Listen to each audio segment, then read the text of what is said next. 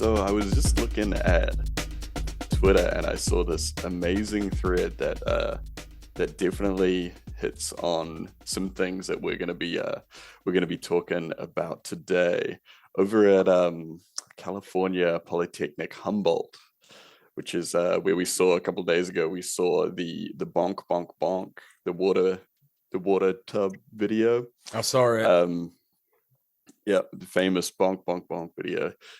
They've been sending in the cops have been sending in bulldozers to literally bulldoze the student Gaza solidarity encampments, which is like, where have we seen this before?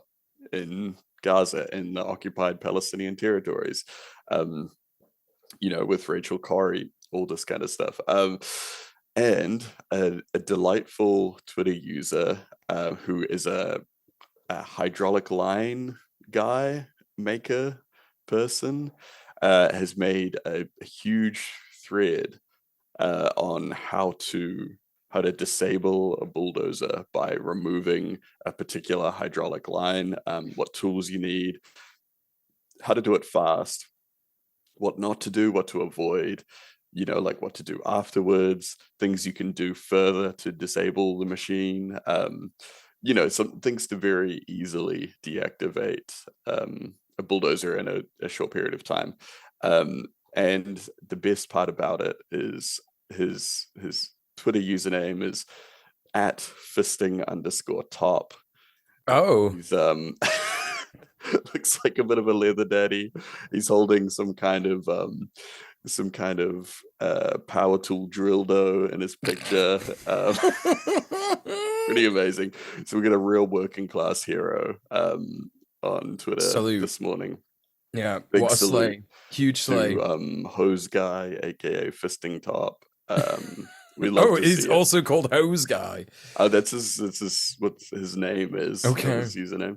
But yeah, so really really great useful thread there if you happen to be at a student encampment, and you see a bulldozer and it's just hanging out. He does stress that removing the line is something that should be done while it's not being operated, as they are high pressure lines. But if you find one that is not currently in use, that's what you can do. He said otherwise your best bet is to jump on and remove the keys, then to throw them away or swallow them, he says. It depends how down for it you are.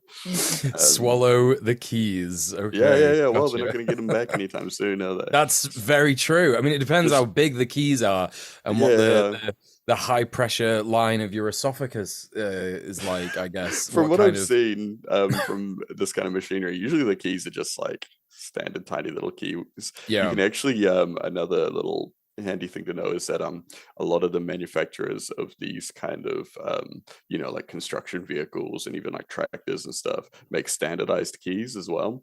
So a lot of the time, if you have a key from a similar model, or even for some brands, they'll just have one for an entire range. You can just you can jump in and take it for a spin. So that's interesting information. The more you know. But, yeah, definitely. The more you know. That's what we're all about here at Red Planet. Just education. We're not saying right. Go out and break any laws or anything like that, but there's we like to teach people about all the different things that they can do in this world. Many things, many such things. There's so many things. Yeah, so many things. Well, speaking of things, why don't we talk about the most based things that we've done this week? Segue. Whoa. And Mule, what's the most based thing that you've done this week? The most based thing that I did this week was me and one of my comrades who is on the committee of GMTU. We basically have decided to completely change how we do things member solidarity wise, and it's not because what we're doing member solidarity wise with GMTU is bad. It's just that in terms of like growing the union and growing tenant power, it can be like a little bit more stressful, because at the moment we kind of operate on a kind of service model where people will they'll come into the website, they'll be like, I've got a problem with my landlord, can you help? And whether people have got capacity or not, they'll assist them and support them and stuff like that. And the radicalization opportunities during in doing that kind of a service-based service-based service-based model that we use can be quite difficult, because I always use the example of like, if you're speaking to someone who's coming to you because they want you to get something done, because they think that you're going to go ahead and be like, right, give me all your details, give me all your emails, we'll have a look at it and we'll take them to court or something, because that's just how people think things go, right? That's just how people think things happen in the world that we live in. But we're really just like not about that. Like, if we can support to do that stuff, we will. We can get you on to our friends at Greater Manchester Law Centre, and they can, represent you if you've got an eviction order court date coming up, or if something similar is happening, and they could give you all legal advice and stuff like that. But really, at the tenants union, what we want to be doing is empowering people. And I think we had a delegation from GMTU go to the Internationalist, I can't remember the actual name of it, but the Internationalist tenants union meetup in Barcelona, which was a couple of weeks ago now. But everybody from our delegation who went came back so excited and so like, oh my God, we've got all these new ideas, the Barcelona tenants union, this, that, the other, blah, blah, blah. Really, really cool. And they just met loads of other tenants unions from all over the world. And it was really interesting to see like the way in which different places had different ways of doing things. So for example, in like the Scandinavian countries like Finland and Norway and Sweden and all that, their tenants unions are very like, what's the word? I don't know what they're like. Yellow unions, basically. They're like the unions that exist in the UK, because they're so old and they've become really legitimized by the state, and they've become this like service model thing that most people do. Like basically everyone in these countries is like in a tenants union, basically. So that was really interesting to see, and they're having like a bit of trouble being more radical. Just like actually trying to like get stuff moving in those countries in terms of like abolishing landlords and stuff, because a lot of people are kind of like, well, we've got a good deal going on, we've got kind of low rents, we don't want to like push the envelope too much. But then conversely, in like LA, they were doing all these like super radical things, and Toronto Tenants Union had some really radical stuff going on as well. Like Toronto Tenants Union had this really awesome stuff that I think the Laboratory of Insurrectionary Imagination would appreciate, where they like, whenever they have a meeting, they have these little cool pamphlets that have got like activities on. So they have like crosswords that are all to do with tenants' rights. So it's like, how much notice do you have to give, and like how much notice does a landlord have to give, and you fill out the answer on the crossword. So loads of really interesting stuff. That kind of stuff is actually really good as well, because activities like that get people thinking, actually aid in helping them remember things as well. So instead of just reading it, to do that activity and write it down, I think is really good for actually getting it to stick in people's brains. Well, that is a huge problem that I think a lot of activist organizations have in the UK, because, for example, we need a load of people on our committee at GMTU at the minute. So we're trying to advertise for the roles for people to come and like, sit on the committee, make decisions, all that kind of stuff. But people see it as super dry and boring. And I'm not going to lie, it is, because it's like important administration-based decision-making kind of stuff. So, that's kind of like a whole thing. So it was good to get some inspiration there. But back to the member solidarity stuff, we have decided to start doing an assembly model. And an assembly model is a lot more better in terms of getting people to come together in a big room, have some food, talk about their issues with their landlord, get them onto like a platform and say, tell us what's going on.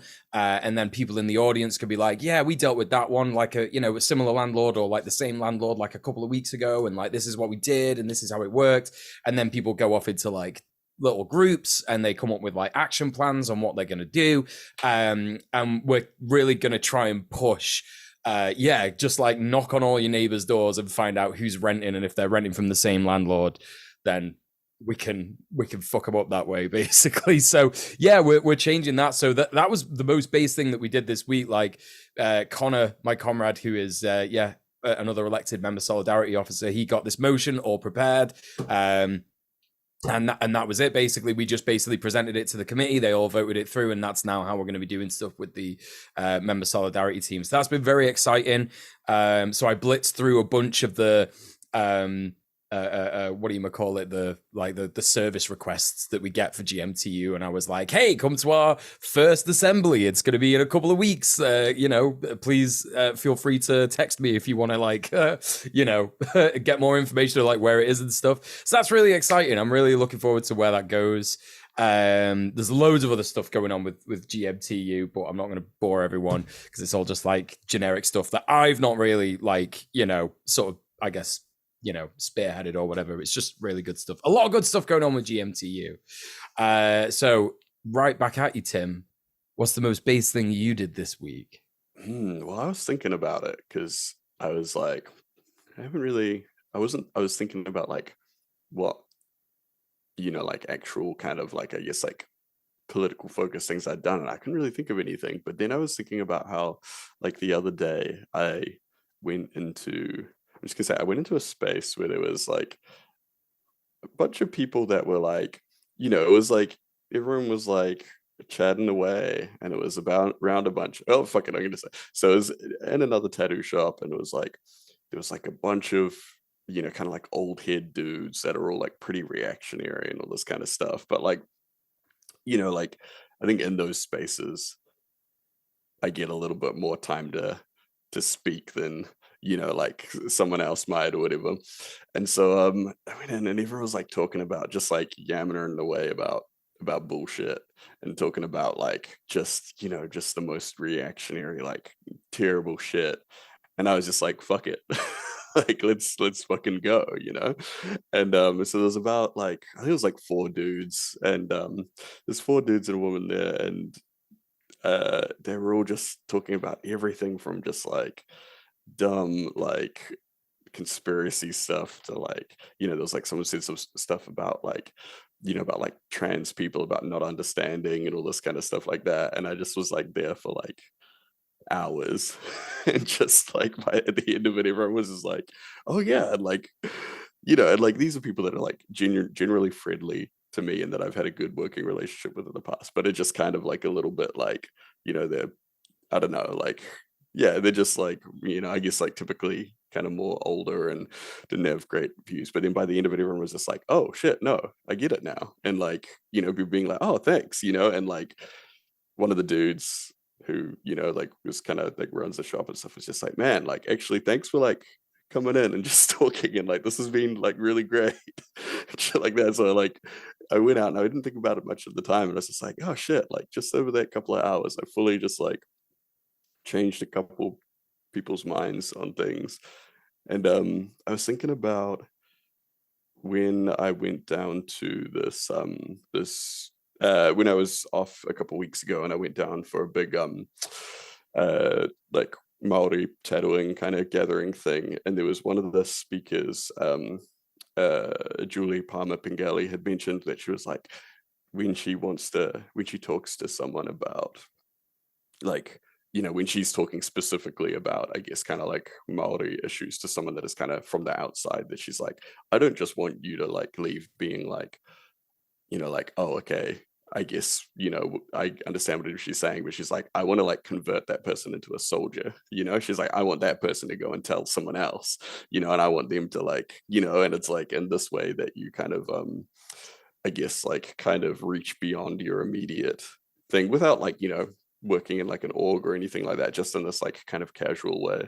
And I was thinking about that afterwards, and I was thinking like, yeah, like that's, I feel like having that conversation with these people, I feel like now in the spaces that they're in, like someone might say something and they'd be like, oh, actually, well, like here's another perspective or whatever.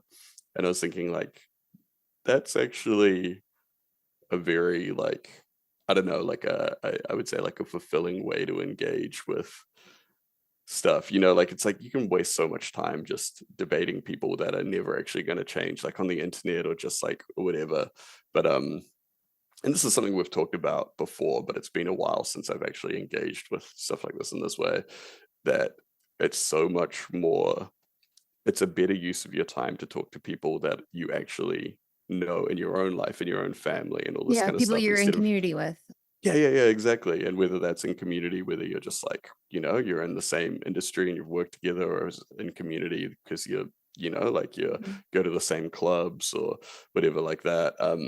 You know, that's like probably a far more effective, well, definitely a far more effective use of your time than just, you know, sitting on Twitter. Like, yeah, I've kind of lost a lot of patience for trying to convince people on Twitter if they, you know they don't want to be right. So now I'm just like open scorn and derision, like, you know, like fuck off. Can I But ask you, yeah. Tim, like Mm. what was the hook if you have like a hook to, because you're, I know you talked to them for a few hours, so there's not like a one thing, but being able to talk to a bunch of reactionary dudes, especially those that are like, you know, shitting on trans people, et cetera, and getting Yeah. them to change their perspective, what was there like a hook that you employed to make that change, or what was the I mean, thing? like the thing is, like I know a lot of these people I've known for a long time, and I kind of knew what their interests were. So I kind of was like working like, oh, hey, well, you know, like I know that you're into this, so like let's think about it this way. So it is the kind of stuff that I think only really works on people that you really know, right? Like, yeah, but so yeah, you know, like there was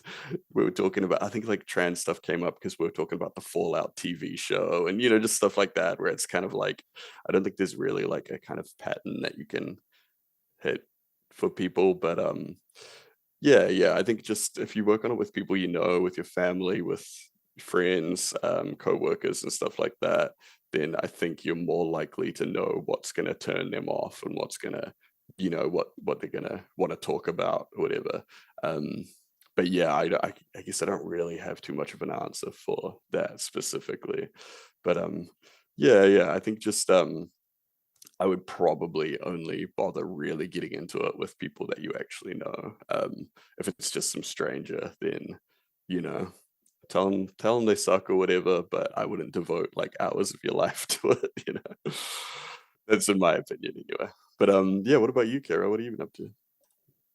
Well, went to a pro-Palestine protest. It's been a really long time, and so that was good to get back into touch with that part of me. It's been really hard for me to like kind of involve myself with pro-Palestine movement lately, because of like a lot of reasons and like a lot of trauma, both on the side of like witnessing the horrors to like such an extent that it's like actually starting to really psychologically affect me, but also like the personal stuff that's been that I've experienced, including like the lack of solidarity on the left for caring about people that are putting Hmm. themselves in harm's way to advocate.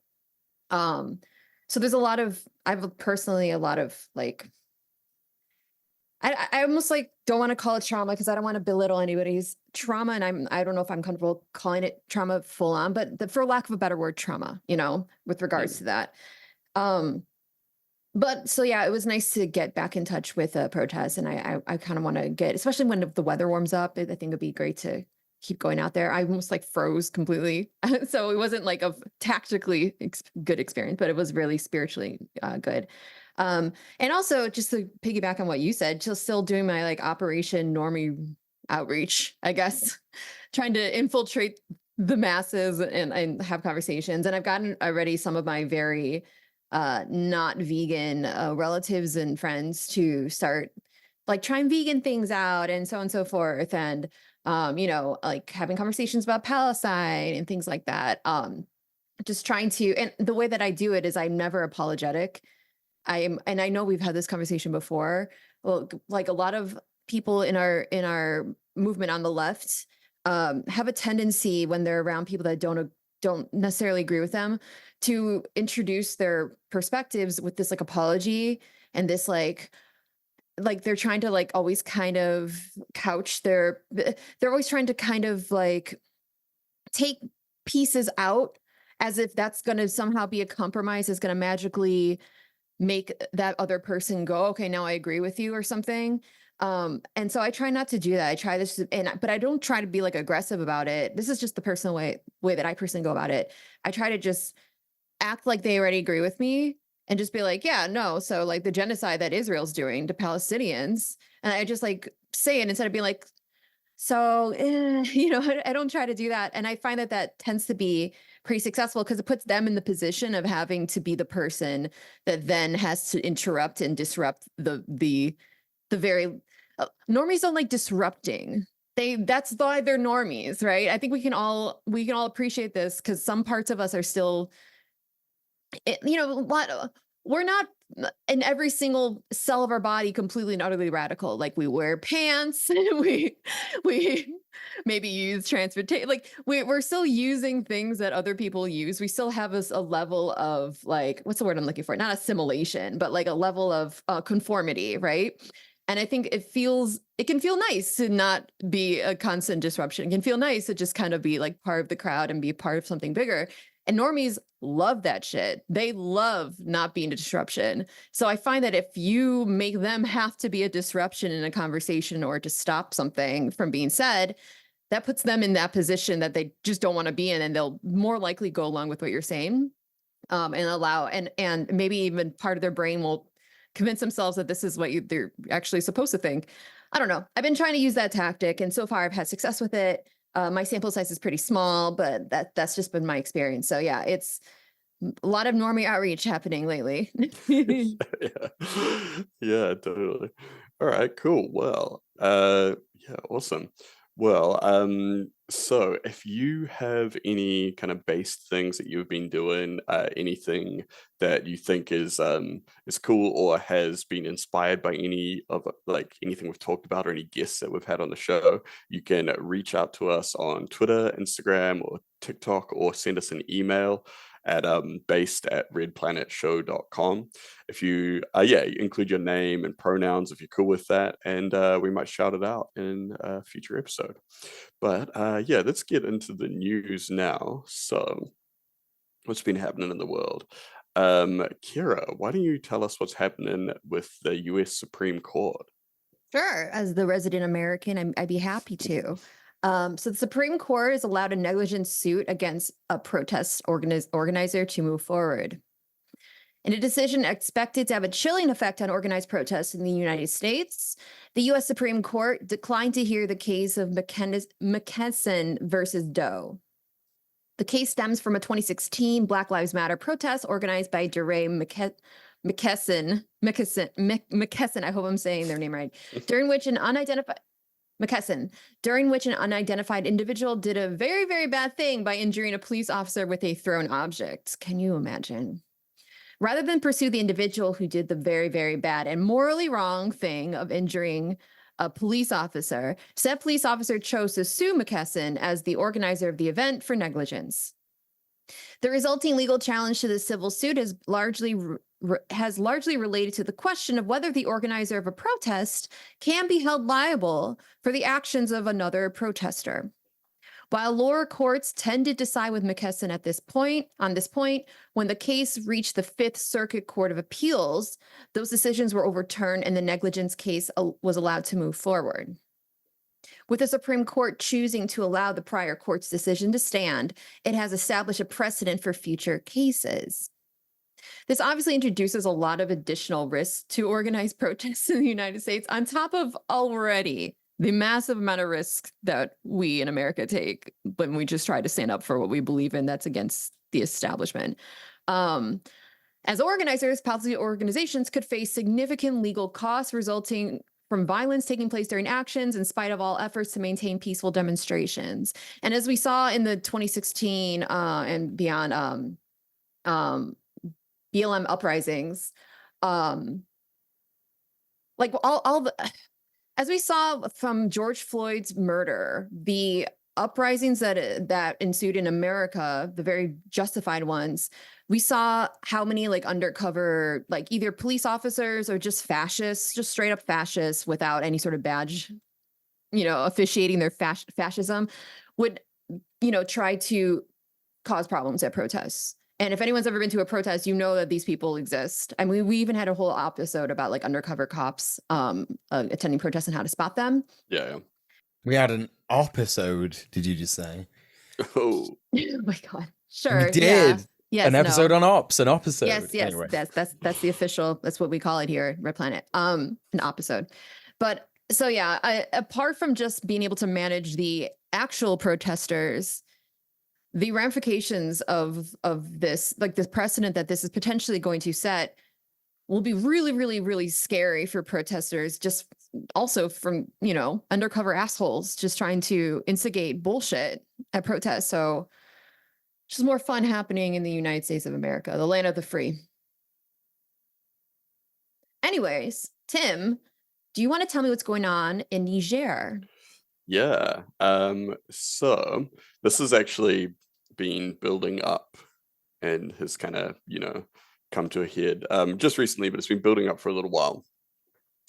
So the US Department of State has agreed to pull out about 1,000 troops from Niger. So Niger's been under military rule since like midway through last year.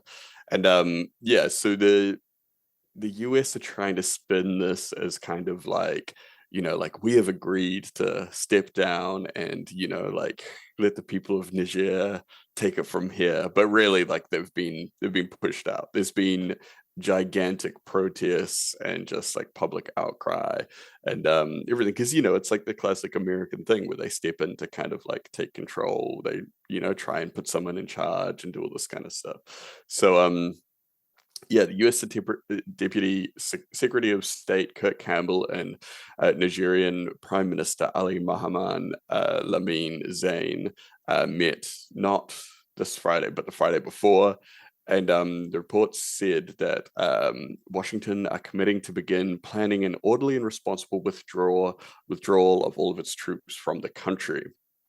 So yeah, in March, the country suspended its military agreement with the US because so the US has had for a while there, you might have heard about the drone bases that they've been building there. They've had about 650 people still working there, but it's kind of gone up and down. Like there's been times where there've been like 1,000 troops there. There's been times when there's more, times when there's less. But the main thing is all kind of around this airbase that they've set up in Agadez.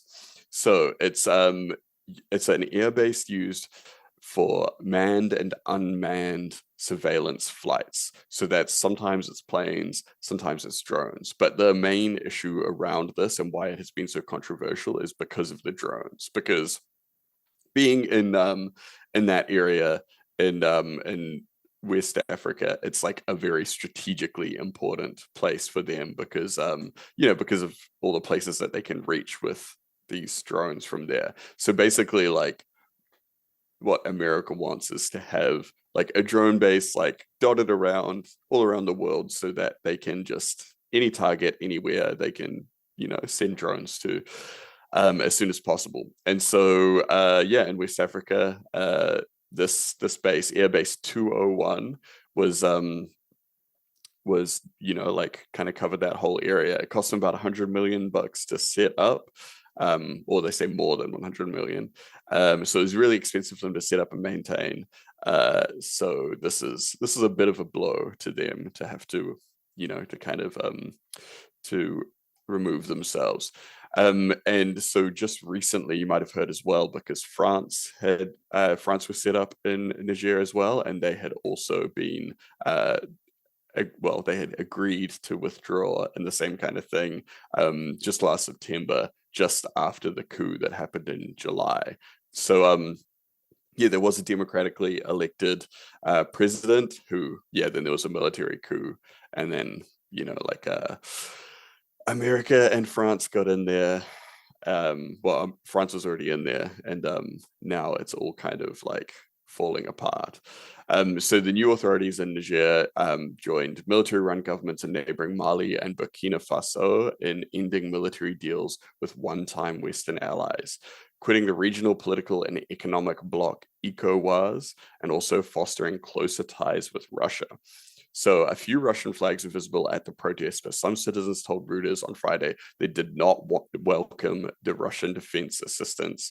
They don't want it to lead to a permanent presence in Niger. They're happy for Russia to be involved as kind of like a temporary kind of thing just to manage the American exit, but they don't want them there full time.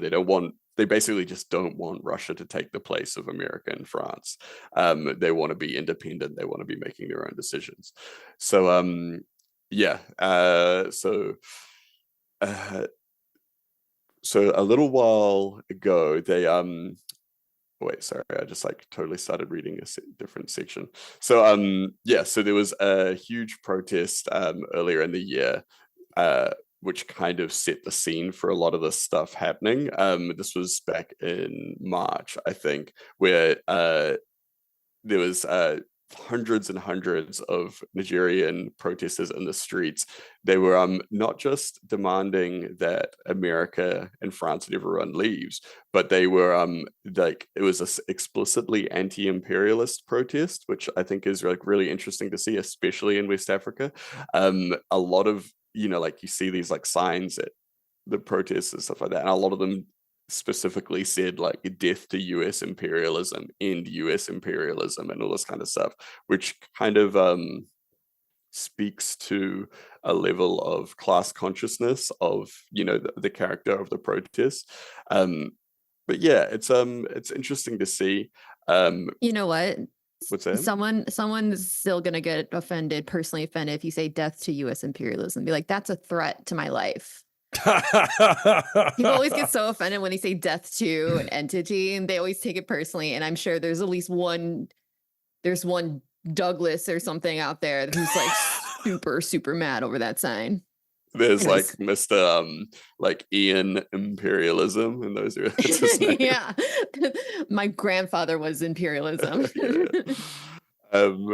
So yeah, but yeah, it's really good to see this happening. There was so the drone base, they say, was mainly to target like ISIS fighters and like a bunch of other Muslim extremists that they say in the region. But yeah, but I don't think that the people there were very like particularly like, I don't think that really swayed them too much. Like they weren't like, oh great, like the bigger enemy has come to fight the smaller enemy, like it's kind of like that. In their opinion, they're like, we can handle, like in our country, we can handle these things. We don't need you here because your presence brings all these other things.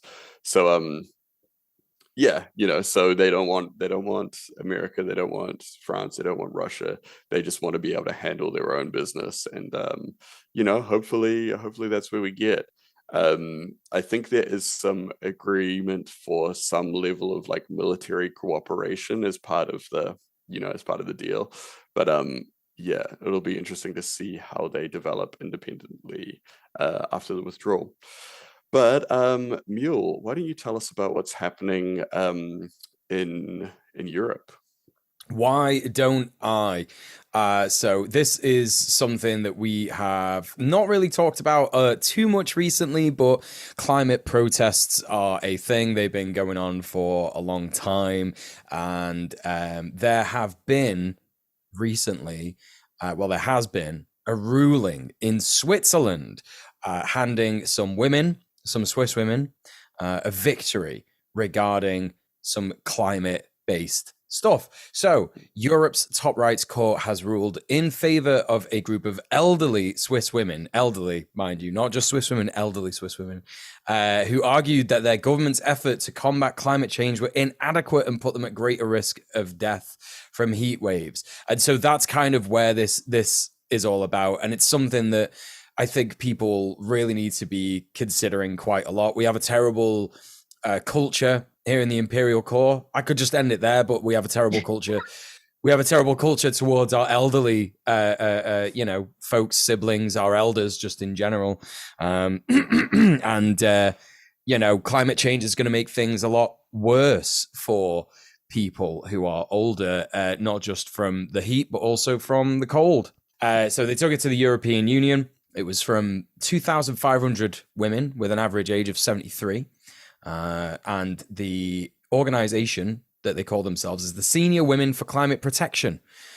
4 of its members complained about the failings of the Swiss authorities in terms of climate protection that could seriously harm their health.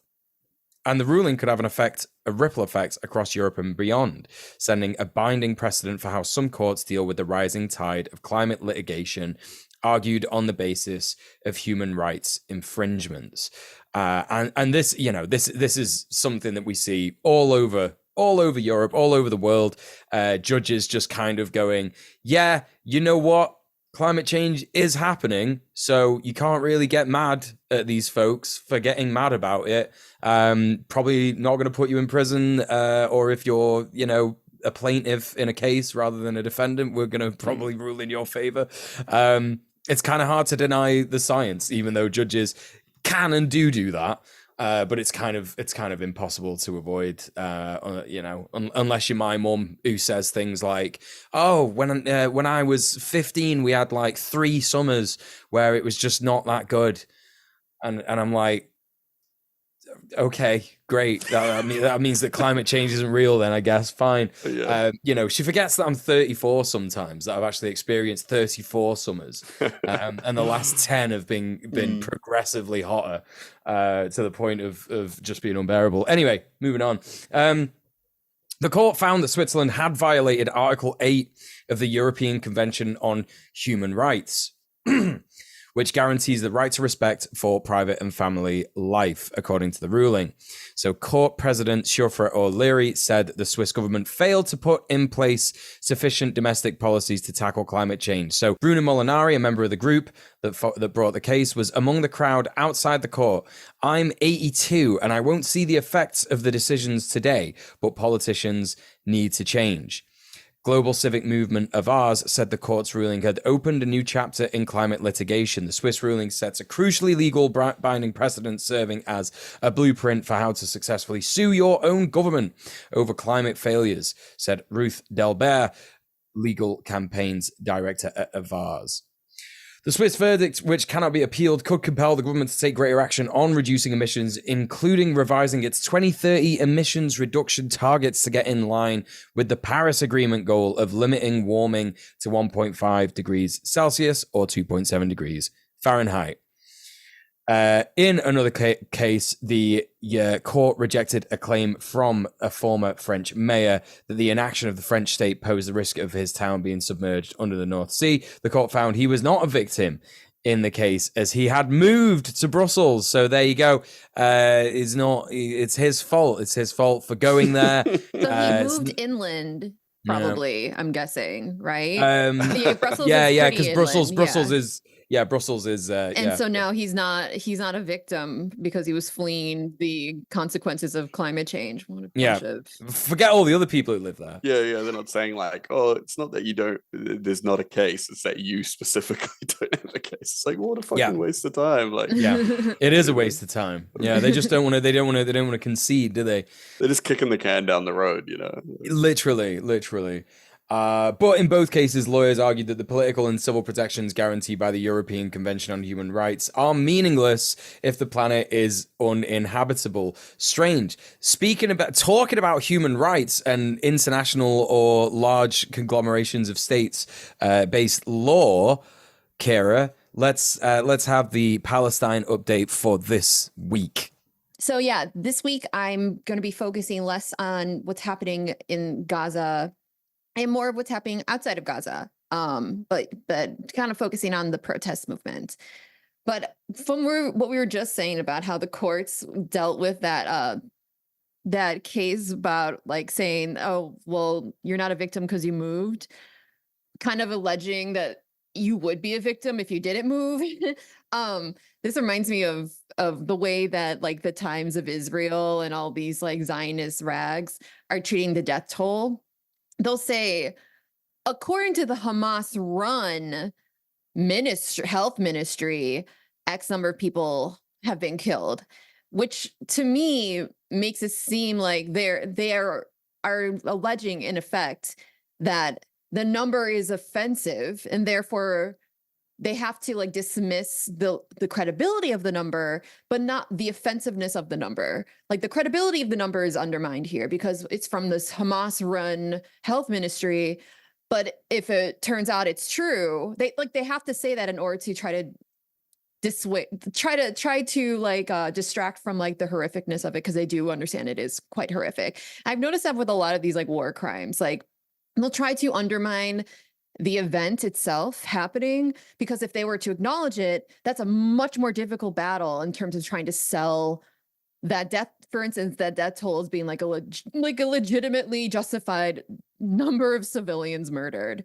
That being said, as of now, this is the official numbers according to Al Jazeera, which tends to go a little bit more on the conservative side, not as much as others that kind of According to Al Jazeera, at least 34,454 Palestinians have been killed by Israel and 77,575 wounded in the Israeli attacks on Gaza since October 7th. And so for this segment today, I would like to focus, like I said, not as much on what's happening in Palestine, although I will focus a little bit later on the West Bank. But I'd like to focus on the protests that are occurring outside of Palestine. So hundreds of protesting university students have been arrested because there's a massive protests that are occurring in the United States and elsewhere right now for our Palestinian comrades and pushing for other universities to divest. So students across the U.S. are demanding a ceasefire, and they're also more specifically demanding that their universities cut financial ties with Israel and divest from companies that are enabling Israel's genocide of Palestinians, such as Coca-Cola. Universities and congressional members are violently cracking down on these protests, deeming them, I've heard them call them an abomination, and they've also claimed that they're anti-Semitic. These pro-Palestine protests have also been labeled by critics as, quote, threatening the safety of students. However, the only violations of student safety have come from violent campus security and police, because these protests have been completely and utterly peaceful without that interference. And also the officials are urging their violent crackdowns on the peaceful protests. University administrators are calling for the student protests to disband or face suspension and or arrest, which has been met with condemnation from both students and many faculty members. For instance, Columbia University history professor Christopher Brown is one of those faculty members, stating, quote, the university president's decision to send riot police to pick up peaceful protesters on our campus was unprecedented, unjustified, disproportionate, divisive, and dangerous, end quote. Lots of, as you can see on screen, lots of these students are just camping out and doing a prolonged sit-in in protests. And so they are being violently treated, even though they're very peacefully protesting, as you can tell. Also, despite accusations of anti-Semitism from administrators and congressional members, demonstrators reject this accusation. These protests have seen massive enthusiastic turnout from Jewish students, as well, with many Orthodox Jews joining the ranks, proudly representing their Jewish identity as part of their resistance to the Israeli occupation. And here's a quote from Sam Korprak, an interview with Al Jazeera, who's a Jewish anti-war protester. He says, as a child of Holocaust survivors, it disturbs me to my core to see my own people perpetrating something that we've been through. Another protester says, quote, as a Jewish student coming from a Jewish background, from a Jewish perspective, I do not see any of our demonstrators as anti-Semitic or using rhetoric as anti-Semitic. Jewish students are very much involved in the organizing here. And if there was any anti-Semitism present, we would not stand for it. It should also be noted that the American universities have a very, very long tradition of staging protests against injustice. And so, and also with university administrators being very upset with it and calling in police to violently disrupt these peaceful protests. For instance, like Vietnam protests is a big one too. So in the meantime, in Rafah, if you're not familiar, Rafah is the southernmost portion of territory in Gaza, and it's where so many upwards of 1 million Palestinians are now seeking refuge there because they've been pushed out of other parts of Gaza. And unfortunately, Netanyahu is gearing up to invade and just massacre every Palestinian that's taking shelter there. But these Palestinians are still very they're noticing what we're doing. So in Rafah, these protests are definitely being noticed by our comrades and our Palestinian comrades. Palestinian refugees are spray painting their thank yous on their makeshift tents they've been forced to construct in their hasty evacuation and fleeing of genocide. And they spray painted messages like, and this is all in English, saying like, thank you, students, thank you, Columbia and Columbia universities, where these protests kind of started. And thank you, American universities. One Palestinian man said, quote, today we wrote messages on our tents to send out gratitude for the support we were given by American students, especially students at Columbia University. We thank all of them and all those who supported our cause and stood steadfast next to us as we face this relentless and genocidal war. We hope they continue to support us and stand with us as they've done so far. Today, we wrote these messages on our tents because we have no walls to write on. Our walls have been bombed over our heads. Our homes have been destroyed on top of us. We have nothing but tents to write our gratitude on. We ask the world to support them as well as to stand with our children, women, and elderly because our cause is still ongoing and our cause is a righteous one. Thank you to everyone who has supported us and stood with us. So these protests in America have now spread outside of America. In Berlin, in fact, activists have set up a camp in front of parliament to demand the German government stop exporting arms to Israel. We love to see resistance to Zionism within Germany. That's actually very brave because it's extremely, what's the word I'm looking for? Fascist. It's very fascist. It's very like taboo to even speak it's very taboo to show any sort of support for Palestinians. Even more, I would argue probably even more so than in America. But I don't live in Germany, but that's what I've gauged. So activists in Berlin are now doing the same thing as what they've seen in America. At the renowned Sciences Po University in Paris, France, protesters on Friday blockaded a central campus building. That means that they forced classes to be held online because nobody could get in.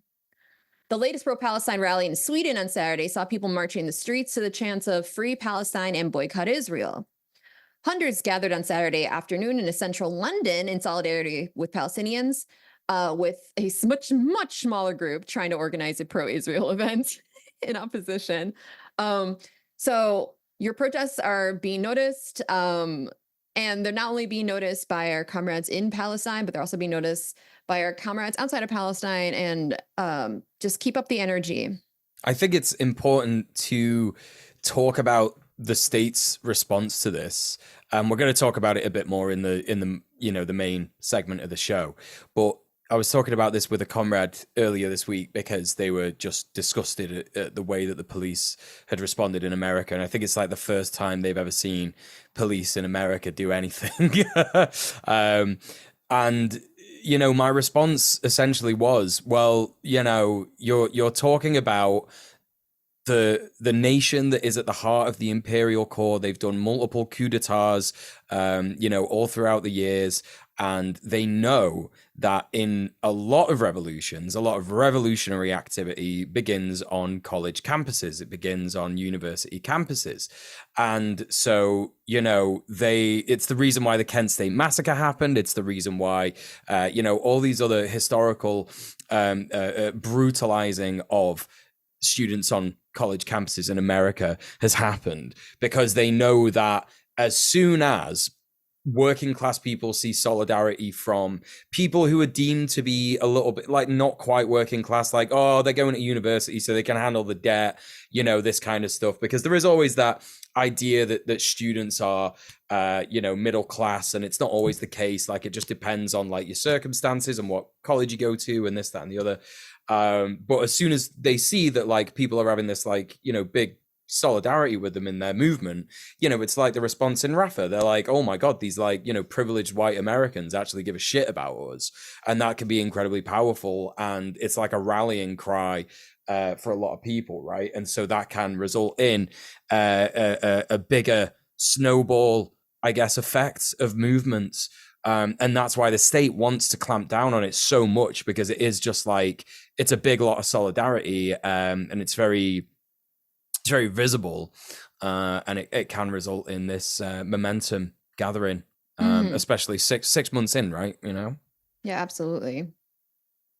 So just one more story before we close. I just wanted to mention that don't forget about the West Bank.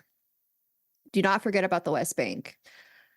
Israeli occupation forces are continuing to brutalize, and not only them, but settlers are also going door to door, brutalizing, terrorizing, and murdering our Palestinian comrades that are in the West Bank.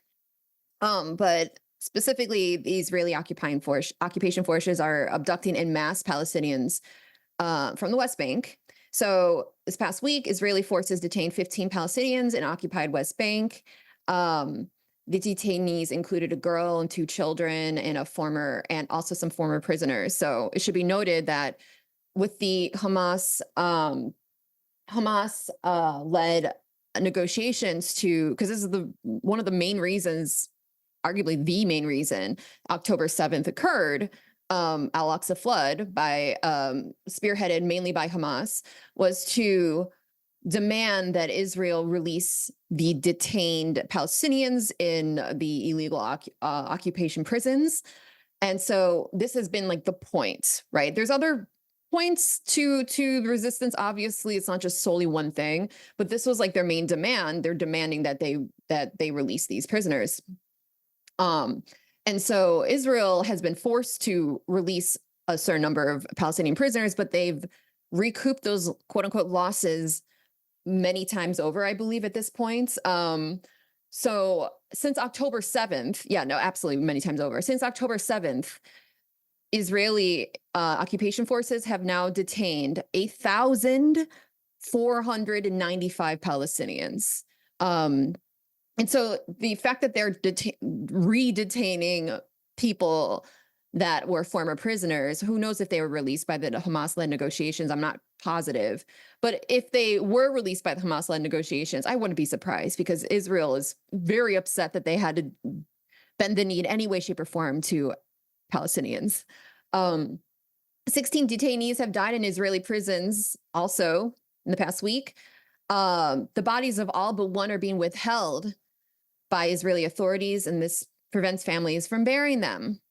And as we all know, Israel routinely harvests the organs without the consent of the families or the Palestinian being harvested from, and just like throws their body out far later. Maybe gives it back to the family, maybe doesn't. So just really grim. And I just want to make sure people, I know we talk about Gaza, and Gaza is obviously extremely important, but don't forget about our comrades in the West Bank. So if you enjoy our show so far, and you know what, if you hate our show, if you're a hater, you're like seething, you can't believe the coverage that we provided, it infuriates you, I would encourage you to head over to our Patreon, and we would hate it if you were to give us your money there. It really annoys me. I hate that. We get really upset. It would be such an epic own. It'd be a really epic own, yeah. Patreon.com/red_planet. Red Planet is made possible by the direct support of our viewers like you. So thank you in advance for donating to us, and also thank you for all our current patrons for your support. It means the world to us. So, so what we want to talk about this episode, the main focus is going to be on a concept called the Imperial Boomerang, often also called Foucault's boomerang. For so long, so long, I thought it was like Foucault or something like that. I thought people were just saying fucko. Yeah, fucko. Fucko's boomerang. That was fucko. me. I was calling you a fucko. You were saying that? Yeah. I'm with you. That was during our villain arc when we were arch enemies. Now we were enemies. Now we're best friends, so it's fine. I remember when that happened. Yeah, that definitely happened in sometime in reality. So yeah, well, so this concept, the Imperial Boomerang, it's the idea that, we've talked about it before, but there's the idea of the imperial core, right? So the imperial core is like America, the UK, like the states that set the global hegemony, the states where um, the they're funneling all of the stuff from the imperial periphery back to them, and that's through wealth expropriation, all that kind of stuff. So that's the imperial core versus the imperial periphery. And so imperialism is obviously the act of people coming from the core, going out, establishing empire, subjugating states, all this kind of stuff like that. And so the imperial boomerang is when people, well, the states from the imperial core, they test out new things, new technologies, new methods of control on these states, on these populations out in the imperial periphery. But then those things end up coming back, and they end up using those same techniques and technologies and things on the people back at home. So that's like, we see this a lot with in America with the militarized police and stuff like that, and we'll go through some actual examples of this happening. But yeah, that's the name for the general phenomena. And a lot of people have talked about it over the years. And you might see stuff on Twitter where you see like, hey, remember when we saw them doing this over in Palestine? Well, now the LAPD are doing it, things like that. One thing that was a really big talking point that was going around a lot was back when the U.S. police officers responsible for killing George Floyd, they had those restraint techniques that they used that resulted in his death, like the knee on the neck and stuff like that. They had used those in the same way that Israeli police and IDF soldiers had used. And then it came out that, like, I think months beforehand, the IDF had a training seminar for Minneapolis and Minnetonka, I think the area next to them, police, and they had trained them in these, in these restraint techniques. I also want to point out that Cop City, its development, if successful, will be used as like this kind of like this collaborative effort with IOF officers. They're going to come over and train in Cop City, and then American police are going to go to Israel to train with them, which they already do. But it's going to continue even more so. So this crossover, this like sharing of like brutality and violence is very much a thing. Yeah, and it's like a two-way street as well. Like Israel like benefit greatly from the relationship with America and back and forth. And yeah, so that's an example of, so like the IDF as well, Israel, let's say, as a satellite state of America out there in the imperial periphery in the Middle East. They have, like they've developed these new techniques or whatever like that, and then it just ends up coming back home. There's a bunch of examples of things that we can talk about specifically in Palestine, but we'll go through a whole bunch of different things here. So maybe I've got a bunch of examples. Does anyone else have anything, or should I just get into it? Okay, so I'm not sure I understand this entirely. Is it only military stuff? Not necessarily. No. It could be anything. I've got examples of like a bunch of different stuff, but yeah, it could definitely be. In that case, I do have an example, because if you think about it, the way that sort of like gentrification is practiced sort of nowadays in the UK is certainly something that has been used by foreign like basically investors within the imperial core to like go and get like cheap land out in states in like the imperial periphery and stuff, and just like essentially do rampant landlordism in places where they know they can get away with it, rampant gentrification and all this kind of stuff.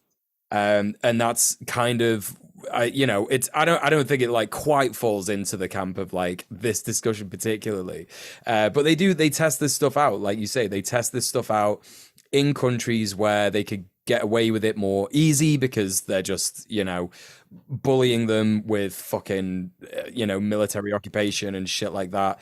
And of course, you've got to remember, like, when we're talking about displacing people from their homes, yeah, obviously Palestine is like the main one that comes into it. Just like literally bulldozing people's houses and then literally gentrifying on top of it, kind of thing. Yeah. I've got a couple notes about some cases of I guess like non-military and kind of like non-police style kind of things that is definitely, I would say, are covered by this concept. We'll get into So some I'll of the shut up more then. bigger ones. No, it's okay. Like I'm just saying that's totally a thing. I'm just helping with your understanding with everyone else. That's totally like I appreciate a thing. Like a quick example that I wrote down would be the like indentured labor and migrant workers.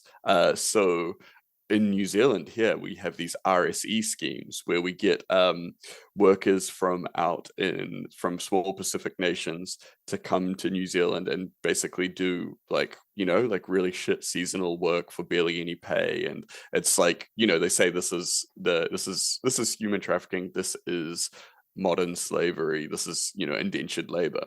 And this kind of has its roots in the New Zealand government going out to these Pacific nations and doing that to the people in their homes, like being like, okay, cool, we're going to get a bunch of, like we're going to Fiji, we're going to Tonga, we're going to take these populations and we're going to like get them into basically slavery, and there's this huge history of actual slavery in the Pacific, blackbirding and stuff that are not a lot of people know about.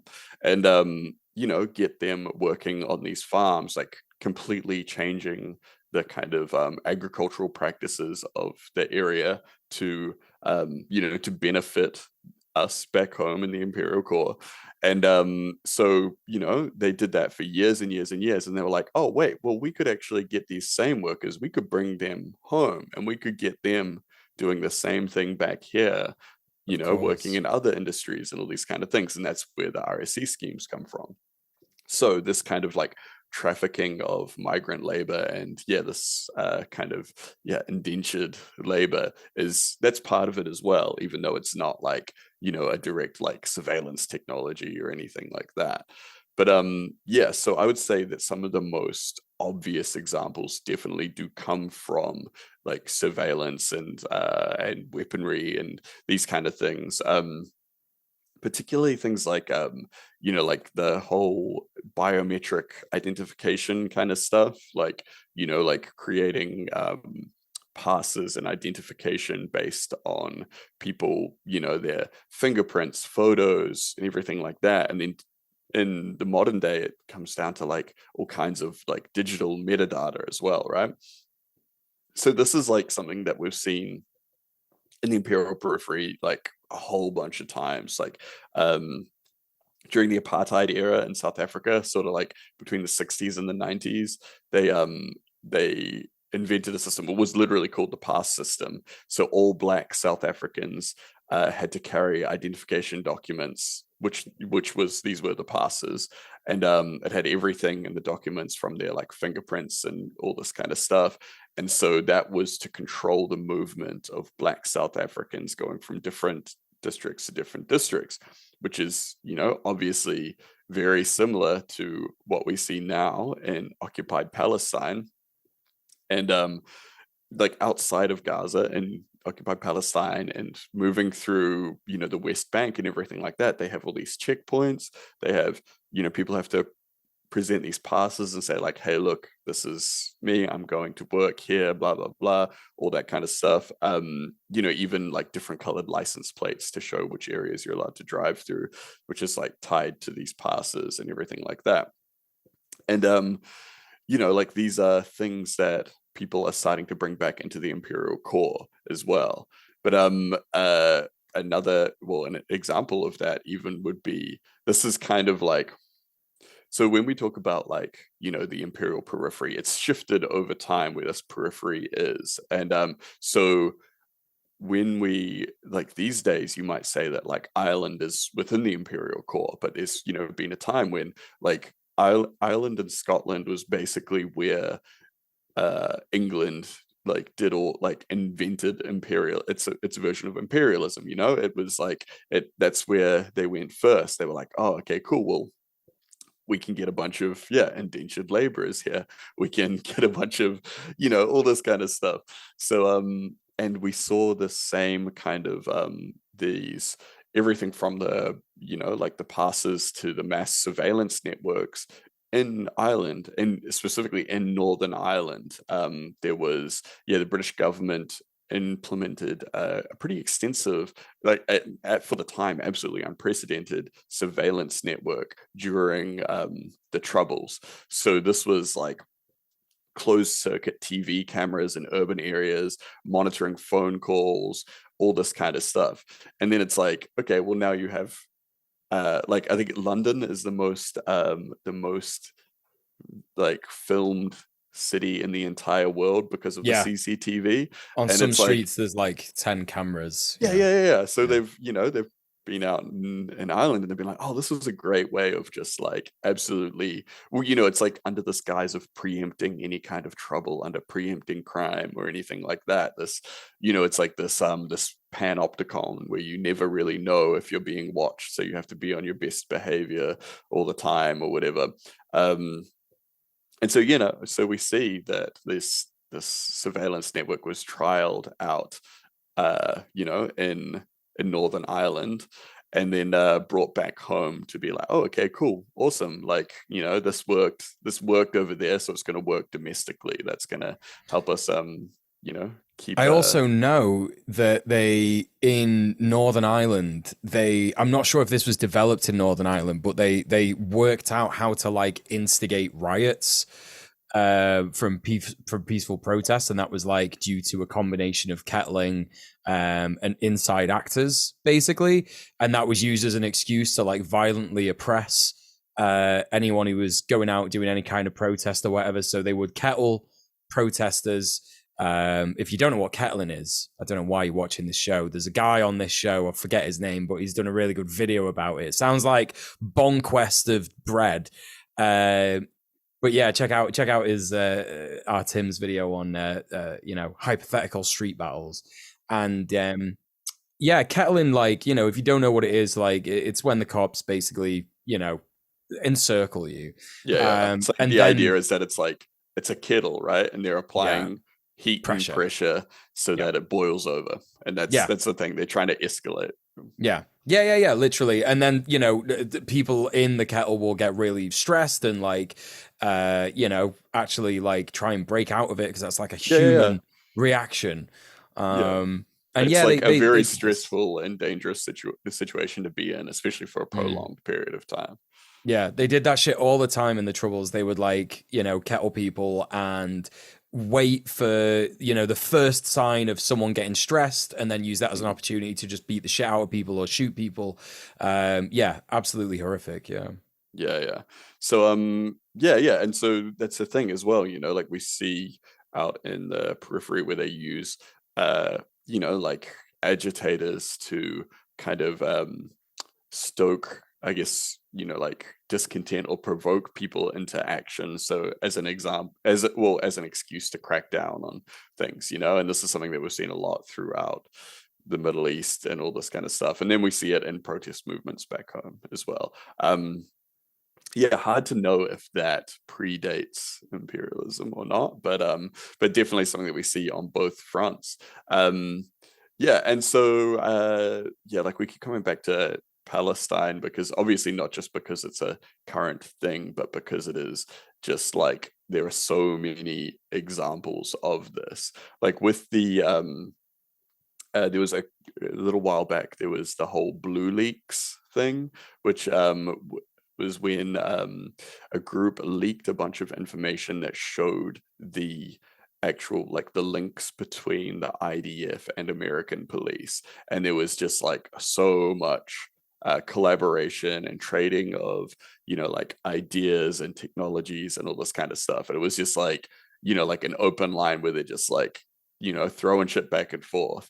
And it's wild because even over in the UK, Keir Starmer sacked a member of the Shadow Cabinet, Rebecca Long Bailey, that was her name, for sharing an article talking about it, saying that this was an anti-Semitic conspiracy theory. But it was like, this is legitimately like hard evidence of things. And, like this was stuff that was like common knowledge, like especially in Minneapolis with the George Floyd stuff. There was like, like there was like the local radio shows were talking about it. The police were like, they're talking about how awesome it was that they were training with the IDF and, just fun mule deranged. fact. But Rebecca Long Bailey was the last establishment politician that I voted for to become the leader of the Labour Party after Jeremy Corbyn. But of course, she was demolished by the neoliberal wonk vote. Getting Keir Starmer in there, so there you go. A little bit of she should have been leader. Yo. Anyway. Yeah. Well, Maybe maybe we'll get into some. We'll talk about some neoliberalism a little bit later, I suspect. But shocking. Yeah. So so this was all stuff that was like, like very heavily discussed at the time. It was very open and out in the air, and and it's just like Kira mentioned earlier, Cop City is a continuation of a lot of this kind of stuff. So we see a lot of this stuff used in as part of kind of counterinsurgency doctrine abroad, where they're like trying to not just, I guess, not just actually physically combat these counterinsurgents, but also trying to create these kind of campaigns to affect the local population, to change their, the hearts and minds, is the way that they talk about it. So sometimes we see a lot of that kind of stuff as well. Before you go on, actually, there was another example in Northern Ireland, another good one, which is a very well-known one, the incident of Bloody Sunday. So that was in the early 70s in the city of Derry. British paratroopers, like literally like paratroopers, like this isn't just like British military police or anything like that. This is guys that came parachuted out of the sky with machine guns and opened fire on protesters, on civil rights demonstrators. They killed 13 civilians, injured like a whole bunch. And it was just like this was a protest that was happening, and they literally just sent paratroopers in with machine guns, which was at the time was huge. This is like, there's that famous U2 song about it and everything like that. It's like this huge thing.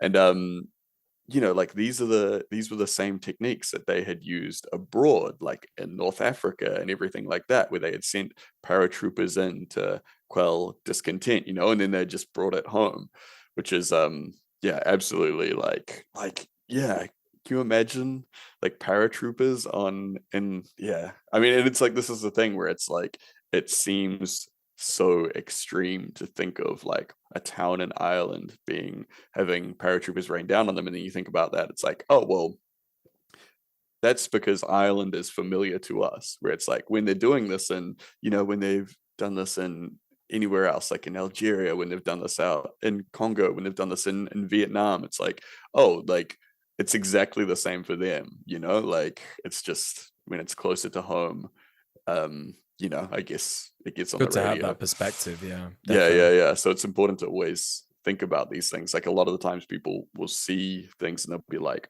that's horrific. How could the police do that to us here? And it's like, they're doing it elsewhere, like you got to keep that in mind. But yeah, so there's a lot that has been said as well. There's Foucault had talked about this like at length, but also there's other authors that have talked about it before, like Hannah Arendt and Amy Césaire have made that connection between European colonialism to European fascism, and like how this Imperial Boomerang is kind of part of that connection. Yeah, like with the militarized police and all that kind of stuff being used against the population. But yeah, we were in the notes here, we were talking about like there's an interesting thing here about the connection between this actually kind of goes into what Mule was talking about before with gentrification, but like if we go way, way back and we talk about the enclosure of the commons, and it's kind of like, well, you could think of that as the original imperial periphery, right? Like as so the enclosure of the commons is basically like, in the history of English land ownership, there was a period where it was like this all this land was just kind of like common land. Yeah, There you was could just like, build a house on it, you could yeah, yeah, farm yeah, it, you could whatever. Yeah. yeah. And then so there was the enclosure of the commons, which was when people started being like, oh, actually, this land belongs to, like it's like when landlordism emerged from the muck, and people be like, well, actually, this is my barony now, or whatever, blah blah blah, and it was eventually enacted into law and all this kind of stuff. And yeah, it's like that's when everything from like, like that's when empires really started to arise, but also like that's when the land, and like that's the origin of the commodification of the land, which obviously is a huge thing as well. So there's so much going on there. But and at the time there was like, there were like gigantic riots, there was like peasant uprisings and all this kind of stuff. Because people were like, wait a minute, like I can't go till that field of my own volition now. Like now that's someone else's field, just like all this kind of stuff. Like you couldn't really just be, you couldn't just live your libertarian dream anymore. But so yeah, like I feel like that's a pretty interesting like Yeah, correlation. if we're gonna, I think that that's really important to do because, yeah, over the centuries, the front line of imperialism has changed Mm. so wildly. It's been massively variable, and like you say, like the front line of imperialism back then was, well, wherever the front line of the person who was ruling, Yeah, where their boundaries extended to, for example, yeah. and if their boundaries only extended outside the castle that they owned to a Yeah. certain amount of miles or whatever, then yeah, that would be Yeah. And I mean, obviously, yeah. like empires existed and all this kind of stuff at this point, because this is actually in human history, this is relatively recent or whatever like that. But that's when Mhm. it started to, I guess, solidify into what we now know as, like the British Empire and its structure as we see it today. Yeah. Yeah, this is like the part when it kind of started all coming together. And so there's like actually like, and they used all these like different techniques to do that as well, like not just like, violence and intimidation, like sending the boys out to go and, knock some heads or something like that. But they were, like they did manipulate the legal system and everything like that. They were, like saying, like if people didn't comply, they were arrested, like protesters were arrested and, people were executed over this. Like it was kind of like, like there was a lot of similar things were happening then to now, like this is like the history of class struggle, right? It's like people didn't just roll over and go like, oh well, like he's the baron, he's the king, whatever like that. This was like, like this is You how mean they didn't it's. vote them in?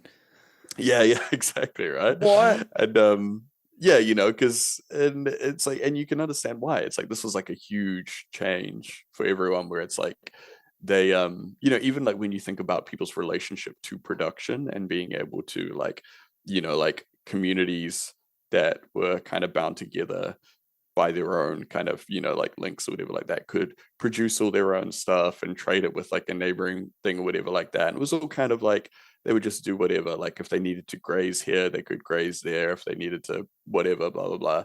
And then part of the reason they justified doing this was to kind of improve agriculture altogether. Like, I mean, this is like when you think about crop rotation and stuff, they're like, okay, cool, sweet, well, we're gonna like we're gonna enclose these areas and we're going to designate this is agricultural land and we're going to blah blah blah blah blah like that. And it's kind of like, okay, well, there is a logic to that, but it's also like when you read about this, it is like very similar to the whole kind of like, oh, like we're going to do this, we're going to set this up because we're going to like these people are just fucking around and we're going to set up a real prosperous little state here, or like we're going to do things for our benefit or whatever like that. And it's like, it is interesting the parallels in the language that you see there.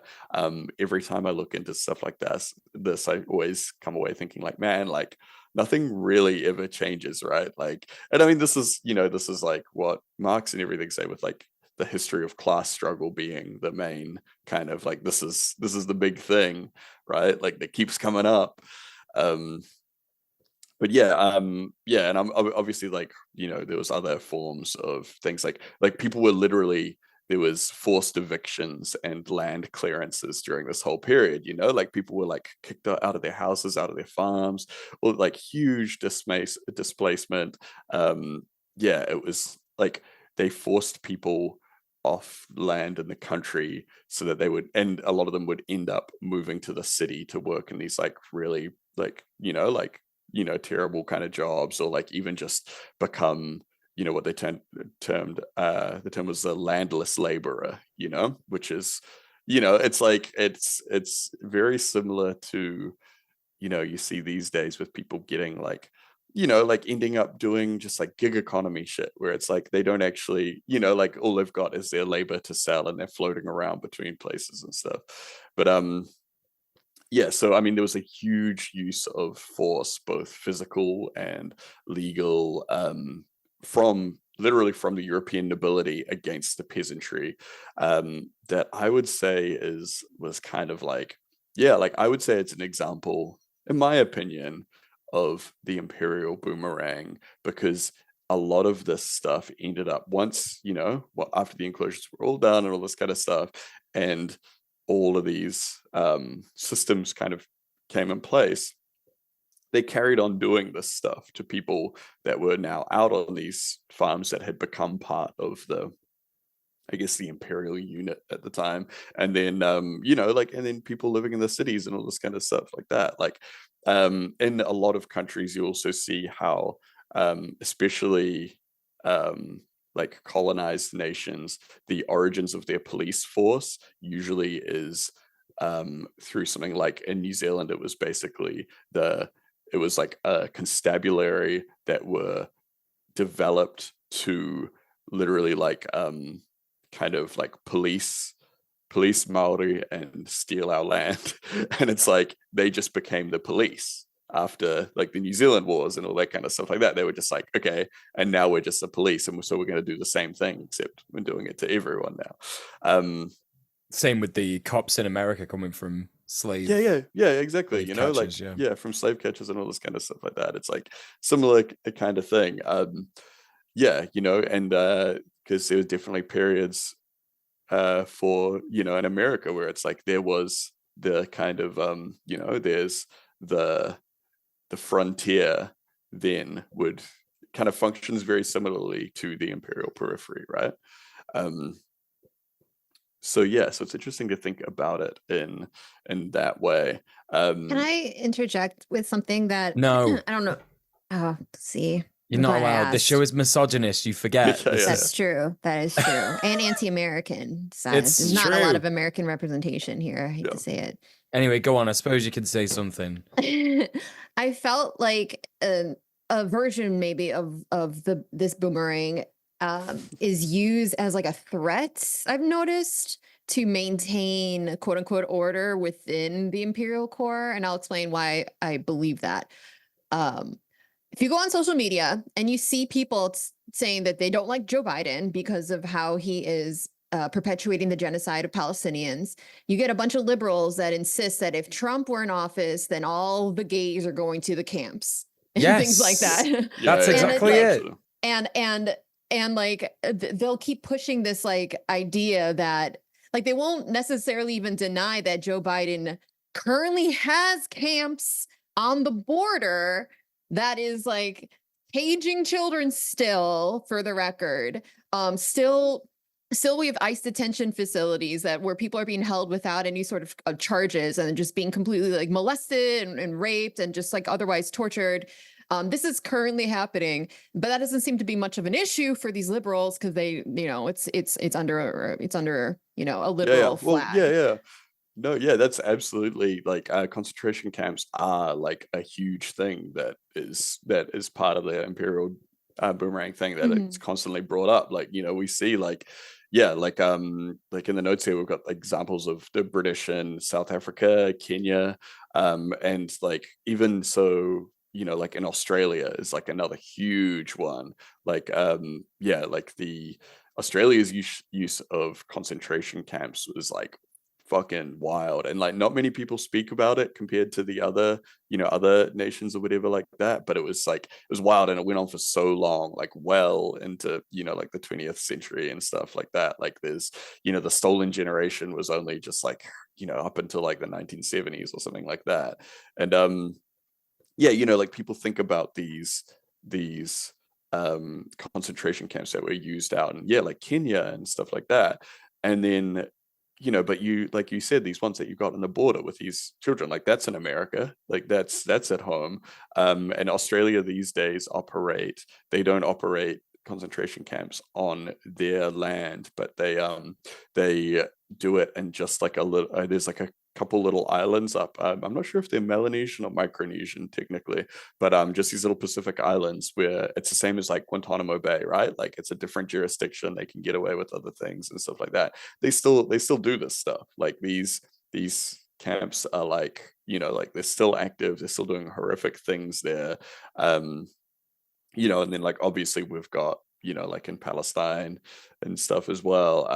It's like these are a huge part of it where they've gone out, you know, like over the years, like you know, kind of taking over various areas and like locking up the undesirables or natives or anything like that. And then they've gone like, oh man, like this works really well. Like let's, you know, incorporate this into our mass incarceration model. And you know, and it just like it's a whole thing, like a lot of discussion, particularly around the Imperial Boomerang focuses specifically on this kind of thing. So so I think it was like definitely like super relevant that you brought that up, because that's the thing. I also think it's really interesting, like the levels of because I don't want to say that camps on the southern border in America are not in the Imperial Core. They clearly are in the Imperial Core, but there's levels of that inclusion, and I think that these like we've discussed this we haven't discussed this in a really long time, but the exclusivity of citizenship and how like rights are only afforded to those in the in group of having citizenship, and then within that group, you know, you have the tiers as well. But it's interesting, like the divisions, I guess this is just more of me just complaining about how hypocritical people can be and how it grosses me out. But like this the divisions of like within the Imperial Core, you have people that are just trying to they're physically here, but they're still outside of the Imperial Core. And then you have people within the Imperial Core being like very firmly, like your white Bradley who lives in a cul-de-sac, right?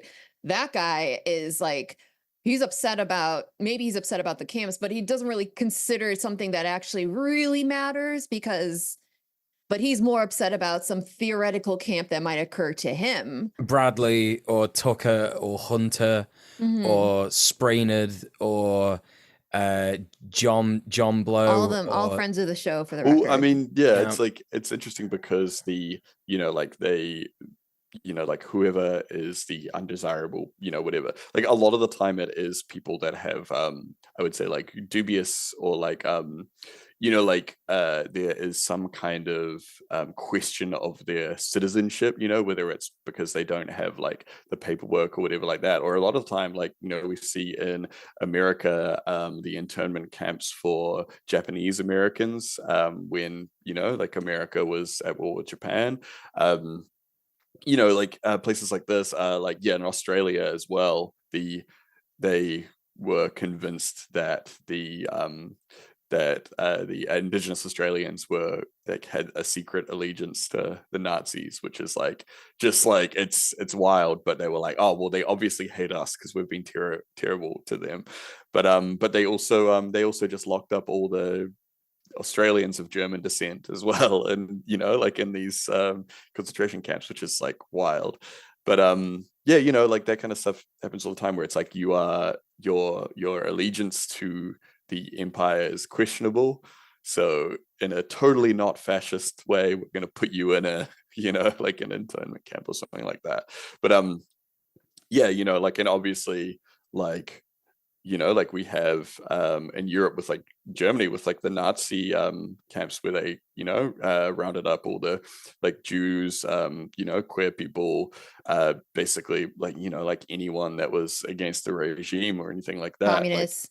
yeah, communists, absolutely. Trade unionists, People always everything. forget that communists were rounded up in camps. Yeah. It's yeah, like communists, queer people and everything like that. It's just like those were so Disabled. they had like Germany and a lot of other like and like Belgium and all these like places, they had been doing these things overseas, or had even then seen other nations doing these things overseas. Like we know that like the Germans took inspiration from the way that America treated Native Americans and the imprisonment and like the camp set up for them, and they were like, oh, okay, cool, we can do something like that as well, so it's like there's a lot of cross-pollination here with a lot of these ideas.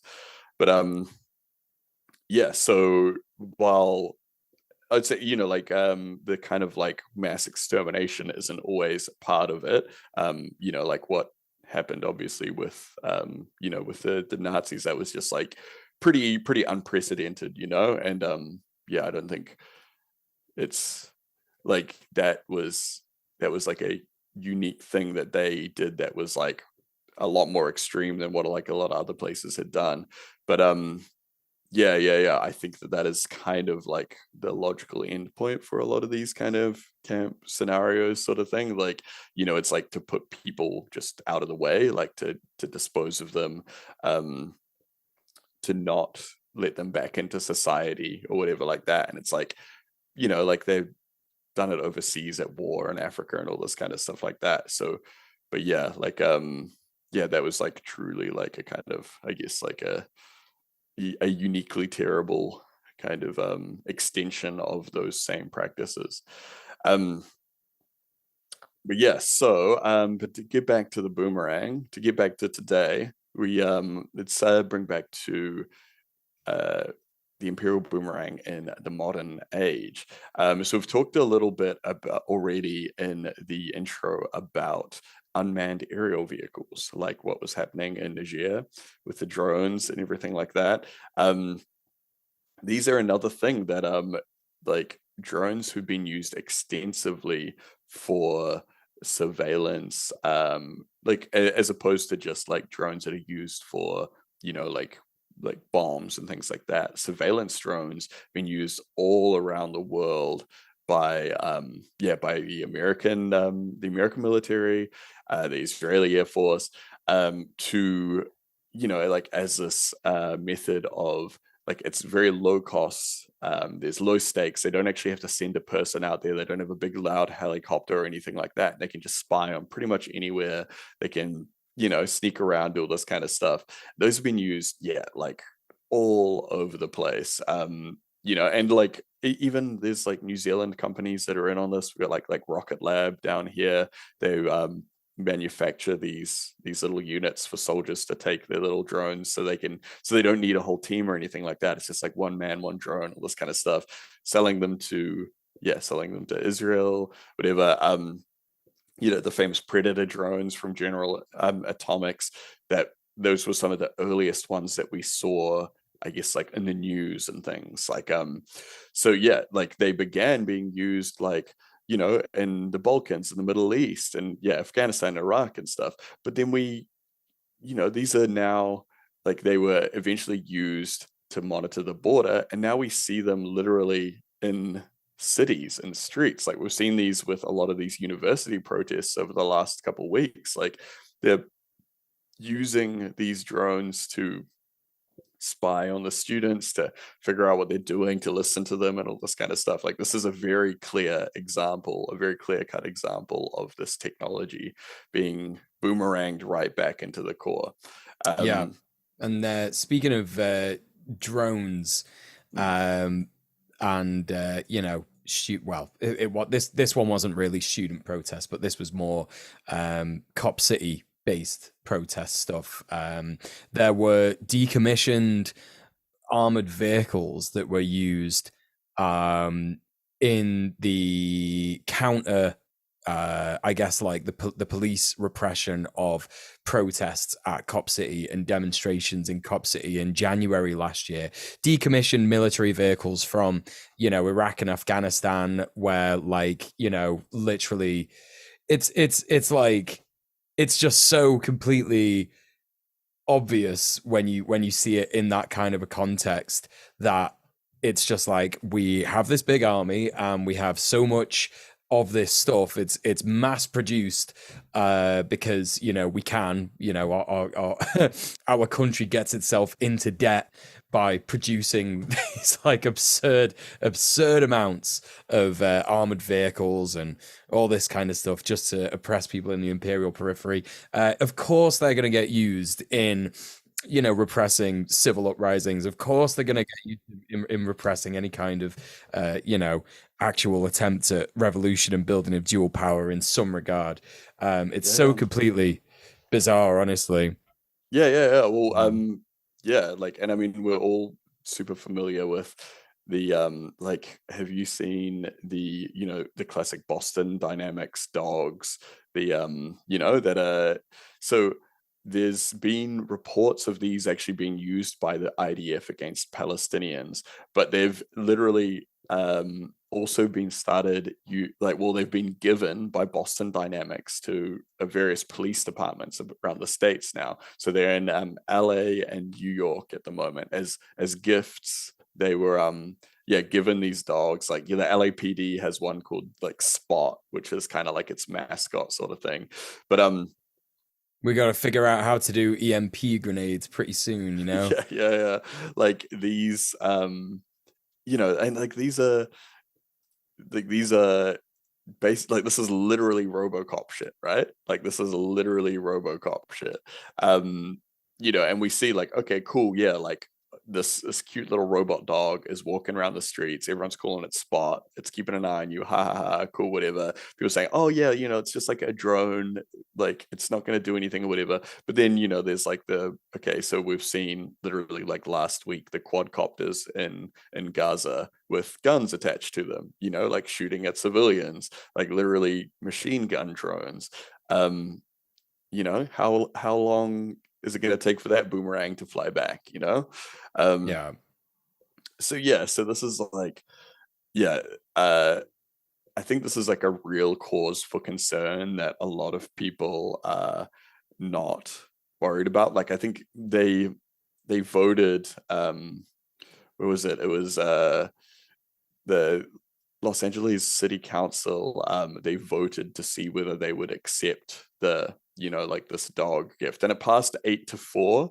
So it's kind of like, you see there is some kind of resistance there, but I feel like people need to be really engaging with this a little bit more, because this is something that is one of those, like, once you pop the cap off this, there's no real putting it back. Like, it gets to Skynet pretty quick. Yeah, it reminds me of like the ramifications of I mean, we did talk about this with the drones, but just more explicitly, the ramifications of a surveillance state. You can't like undo that. Once it's done, it's like the claws are sunk deep, and it's really hard to unsink them. It's possible, obviously, but like that's like revolution possible, not like tweaks possible. Well, yeah, there's and it's wild that these being used in these conflicts has actually become like a selling point, and it kind of goes into like what you were saying about, like how the kind of market affects these things, kind of stuff as well. We see these products like promoted as like, used by the IDF and all this kind of stuff like that. Yeah, battle tested, all this kind of language, which is, they're selling these to police officers, but their credentials are saying, like these are for subjugation, these are for, these are for like warfare and things like that. So it's really gnarly to see that, like, yeah. So like the Israeli weapons industry have uh like they have sold these drones to be, or these weapons to be used overseas, based on this kind of like the marketing saying like, this is what we use to keep the Palestinians in line, this is what we use to keep them in Gaza, this is what we use to stop these uprisings. So you can take these back to your hometown, you can take these back to Azerbaijan, and use these for your ethnic cleansing, which is like literally what happened. And yeah, it's like it's pretty fucking harrowing, and it shows that, yeah, like the market is just like a further extension. Well, like a market helps extend these boomerangs a little bit further. um but yeah, there's a bunch of other ways, like what we are talking about very early in the show, and I was saying that we might get to talk about some, neoliberalism kind of stuff in here. And I see this, someone's popped this in the notes as well, talking about General Pinochet in Chile, who referred to, um like, a lot of people say that like Chile is where neoliberalism is born. Like this was the lab, this was like the petri dish where they kind of, like developed all these neoliberal, um all these, like, I would say, like, I mean, you could say strategies or technologies or things, like it's pretty broad. And they kind of like they tried a bunch of stuff here, and to see what would fit, and then so much of what that has what they developed there has come back to, it's gone back to America, it's gone back to the UK, it's very prevalent here in New Zealand. Like, so there was like, like, obviously the coup that they began with, which was and it's fucking wild because Pinochet, after the coup, after deposing the, democratically elected socialist fucking government run by Salvador Allende. So after the coup, Pinochet appointed a group of Chilean economists, but they were all trained at the University of Chicago, literally under the guidance of Milton Friedman. So they called them the Chicago Boys, and so they were kind of like getting the most punishing neoliberal, like libertarian fucking hawks, and being like, these guys are going to rebuild our economy, and so, like there was like a period of what they call like economic liberalization. So they were removing, like, kind of untying the role of the state in the economy. So it's, moving more towards the free market, kind of like, like the free market will sort everything out. We don't need regulation, we don't need public assets, everything privatized, and just the invisible hand of the market's gonna fucking sort it out. So just total deregulation, opening up the economy to foreign investment and everything like that. The Chicago Boys were big fans of what they call monetarist policies. So yeah, these are directly inspired by Friedman. This was like tight control of the money supply to kind of like would they say to combat inflation, but they kind of there was like some pretty strict fiscal kind of discipline, but it was like all like there was like really high interest rates for everyone to kind of help control that inflation, which is, you know, just shitty if it comes back down the line, but whatever.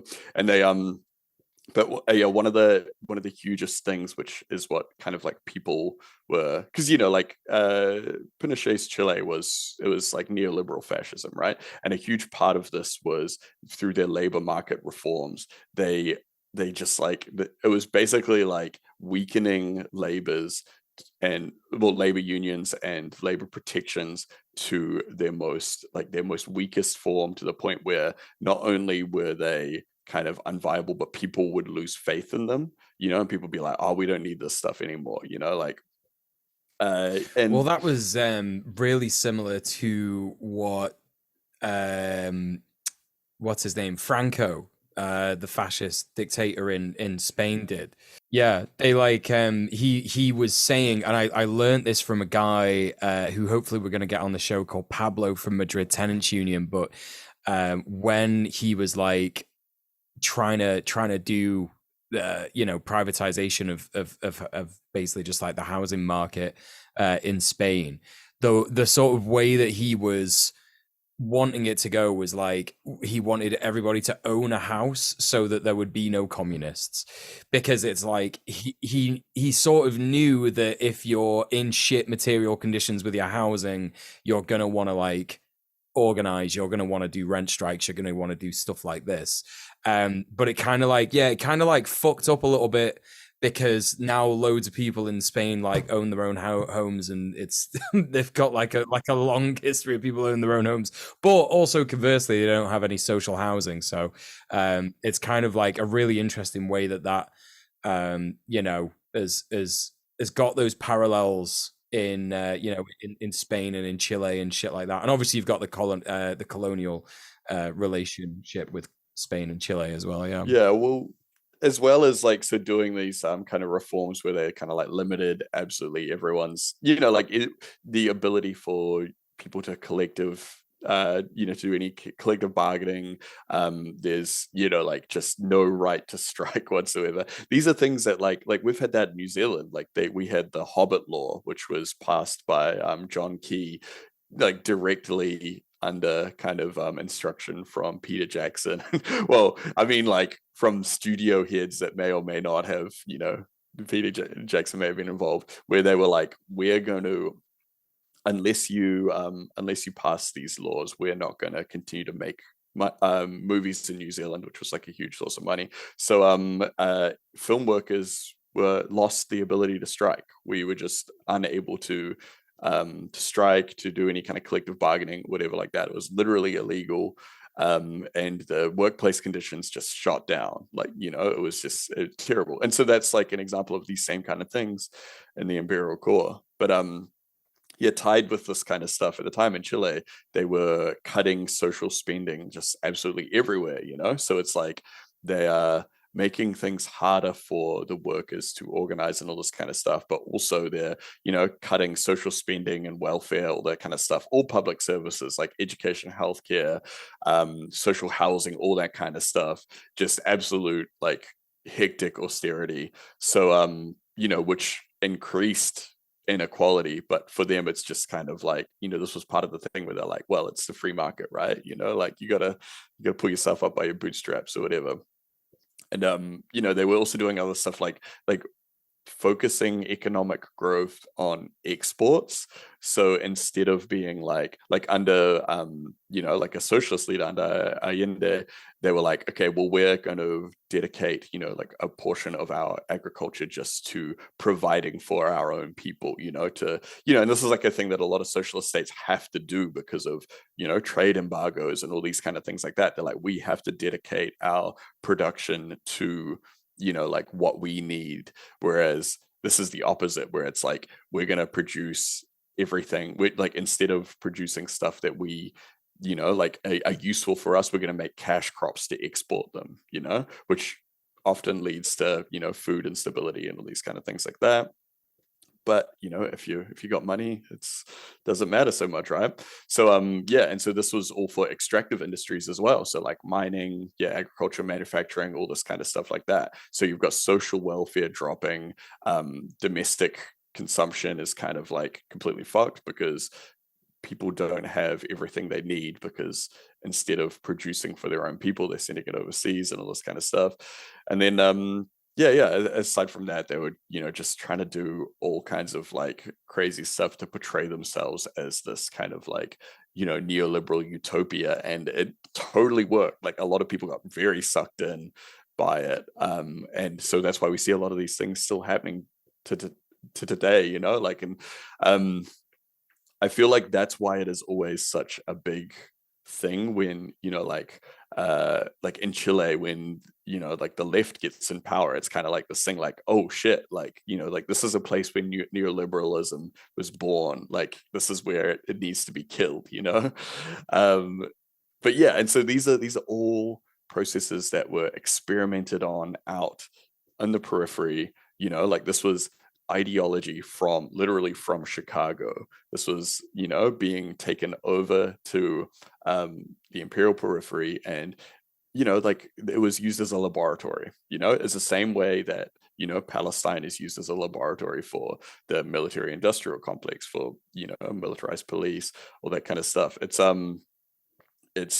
100% like the same kind of thing, but they were just using like legislation and economic kind of technologies as opposed to weapons and surveillance technologies, although they totally did use that kind of shit on their own citizens as well. So yeah, I think it's super important to observe the way in which that like getting an idea cooked up in the imperial core, exporting it to the periphery, seeing how it goes, how that relates to the modern context of Foucault's boomerang. So for example, the way in which the sort of like Cambridge Analytica Facebook stuff, there's a Guardian report from a Facebook whistleblower regarding stuff that was going on in Ethiopia, and I think that the whistleblower's name is Francis Haugen. And the Guardian wrote this about that person. Horgan put the spotlight on the impact of Facebook's policy decisions outside of the US, saying that the company does not dedicate equal amounts of research and resources to misinformation and hate speech to non-English content. That resource gap is fueling violence in places like Ethiopia. And so, I guess like there are parallels that you could look at this with regards to Twitter, aka X, at the moment, right? Where it's like, okay, we're going to get rid of all the hate speech moderation. We're going to get rid of all of the content moderation, and in fact, we're gonna turn it on its head. And now it's like illegal to say cisgender. We're just gonna block. We're just gonna ban. Thank God. Yeah, Thank God. True. I'm tired of being hearing slurs about my gender on as a cis man. I'm so sick of it. You're cis internet. of it. I'm cis of it. That's right. How dare you say that? Canceling you, Kira. Actually, but yeah, no. We're gonna ban Nelson Mandela's grandson for taking part in an aid flotilla for Gaza, right? It's like this complete opposite of it. And I think the Elon Musk thing is it's certainly, I think, unprecedented, because what we're dealing with is like a billionaire man-child who's just really butthurt. I don't think that's exactly unprecedented. I guess unprecedented in the grand scheme of like, if we're talking about like how hands-on and upfront he's been. Like the billionaire man children are that's not that's rarity, every billionaire, like, pretty much. But yeah, at least they have the wisdom to like, they have people that are like, no, okay, we hear you. That's like very, they have all their yes men, but then they also have their crowd telling them to like, don't actually just say that because you'll lose like money and so on and so forth. Whereas Elon Musk is like no sensibility with regards to that. Yeah. Yeah, that's it. Yeah, it is interesting though, right? Because this is an example of like I guess we refer to it as a technology, like social media, that is like developed and is mainly catering, well, like I would say, like the design decisions, the moderation decisions, are catering to Western audiences in the Imperial Core, right? Like all the hate speech stuff, all of that kind of shit, that is all modeled around like pretty much the tastes of Americans and people in the UK, right? Like like all of the debate there is around like what slurs are you allowed to say, like all this kind of stuff, like even like cis, right? Like it's like, is that a slur, not whatever, blah blah blah, blah, like that. And so that quote where they were saying that Haugen saying that the company does not dedicate equal amounts of research and resources to misinformation and hate speech to non-English content is like, we it's so gnarly because it's like this is an example of the boomerang going out, but it's like this isn't like a directed boomerang. This is like they just like threw boomerangs, they're just like throwing them out like everywhere. I think there are loads of boomerangs going on at once. Yeah. Yeah. It's like one of those, like like if you're playing Vampire Survivors and you got like the thing where all the boomerangs are shooting out. Yeah. That's like what they've done with social media, because it's like they have inadvertently created this like social media kind of like environment that that is really kind of like the perfect petri dish for a lot of terrible things to happen. So like we see like what Haugen mentioned, like in Ethiopia. We also see like in Myanmar with the Rohingya. There was like, what else was there, Sri Lanka. There was like the whole thing with the anti-Muslim violence like a couple years back. And these caused deaths. These were like with the and Rohingya, this was like an ethnic cleansing. Like this is like, these are huge things that happened just because like some people are like, oh, we're gonna we don't need to fund our moderation department. Like that's too expensive, we don't need to do that. Or like we don't need to hire people that know what's going on in like like in Africa or Indonesia or anything like that. They're just kind of like, fuck it, like whatever. Like we're focused on this culture war in America. It's like it's really important that we get free speech for Americans on the fucking Facebook or X platforms or whatever like that, and inadvertently doing like like having these like really terrible things come out of it. And it's like this really is a consequence of like the like the worst aspects of these sites, right? Like this is like directly because like people weren't able to, I guess, kind of like like with a lot of the stuff, it's like people were funding ads to go out there to like stoke racism and division and all this kind of stuff. You couldn't really do that without social media. And so it's like, because it exists, it really needs to be some kind of like like a corporation that is making billions of money from doing this kind of stuff really needs to be accountable for that kind of stuff. Yeah. And also like the if we're thinking about the manufacturing of consent model, I'll never forget like the way that Rob Rousseau, friend of the show Rob Rousseau, talked about this once on a stream of his, which is that boomers were the people who used to say to us, don't go on the internet, it's really scary. And there's lots of stuff on there people that's really bad for you. Yeah, people are going to try and trick you and misinform you. And now they're all on the internet saying things like, did you know that Donald Trump was sent by Jesus Christ to like solve the Q? Q told me. And they're like joining up all the dots and stuff like that. But also like conversely, the manufacturing consent model is like that. Those kinds of people are like the voters, like it's the voting demographic, right? And so that like it just reinforces this cycle of like the electoral politics system. And convert, like, you know, alongside that, you've got the way in which, like you say, like these kinds of, like, you know, examples of fascism in other countries can seem so completely bizarre when you first, like, you know, step on it, because it's like, oh, whoa, what's this? You know, you hear about the way that Modi and fascism in India kind of goes, and it's like, you know, Hindu nationalist, you know, supremacy kind of thing, and that can really, like, fuck with your brain a little bit, because you're like, hang on a minute, I don't get it. Hindu nationalism, and they want to just, like, hate on Muslims or anyone who's not Hindu, like Hindutva, I think is the word for it.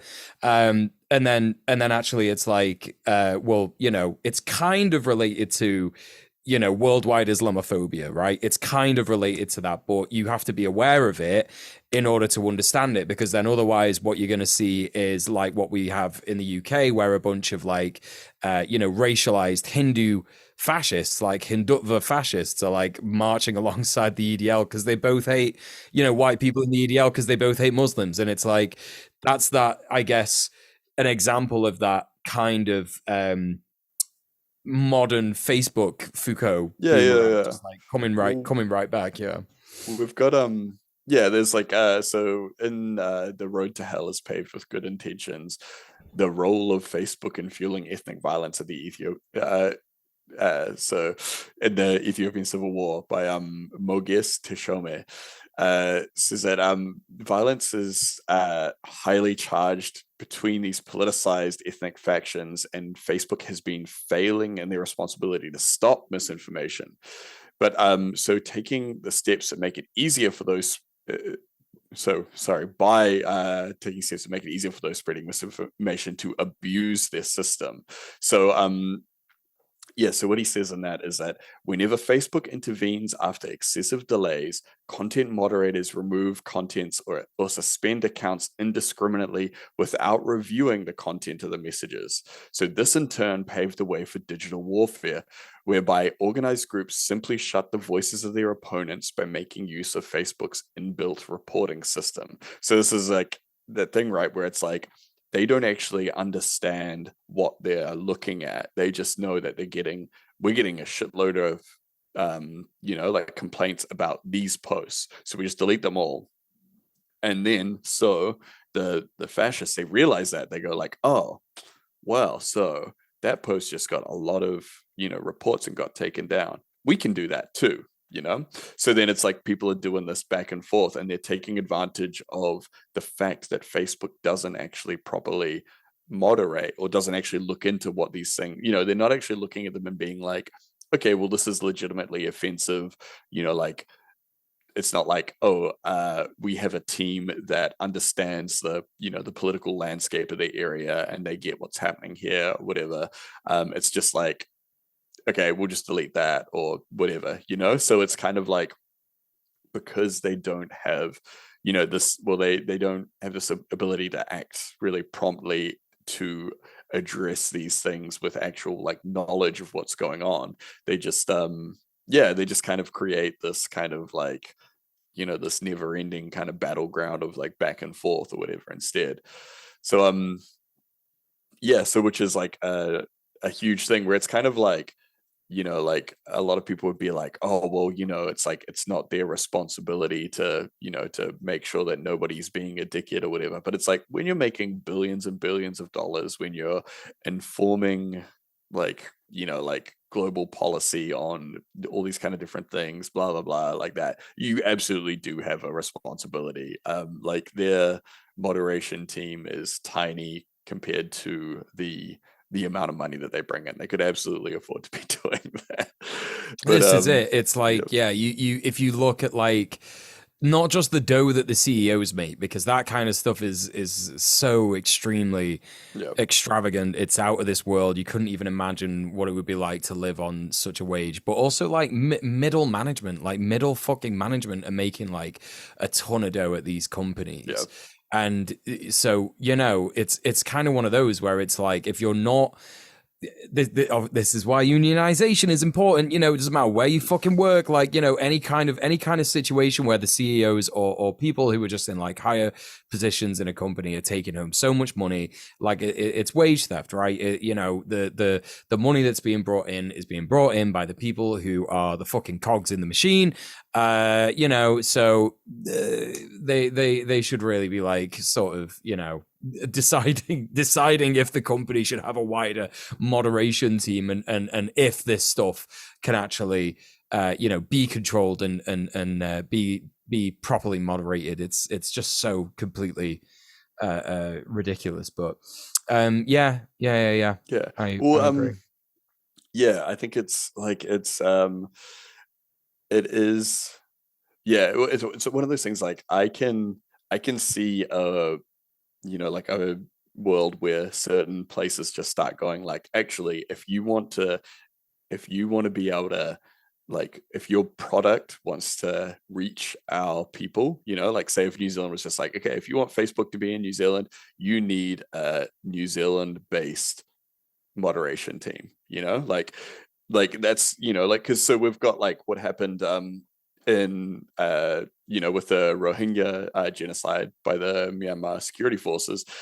Amnesty International did this investigation into it, and their report stated that the mass dissemination of messages that advocated hatred, inciting violence and discrimination against the Rohingya, as well as other dehumanizing and discriminatory anti-Rohingya content, poured fuel on the fire of long-standing discrimination and substantially increased the risk of an outbreak of mass violence. Like, if I was over there, I would be probably involved with some kind of local political group that was like putting pressure on legislators to be like, tell Facebook to fuck off unless they're gonna have a fucking moderation team here, because that resulted in a literal ethnic cleansing, like an actual genocide, and instead it's just like, Facebook just cruises along, they just keep making their money,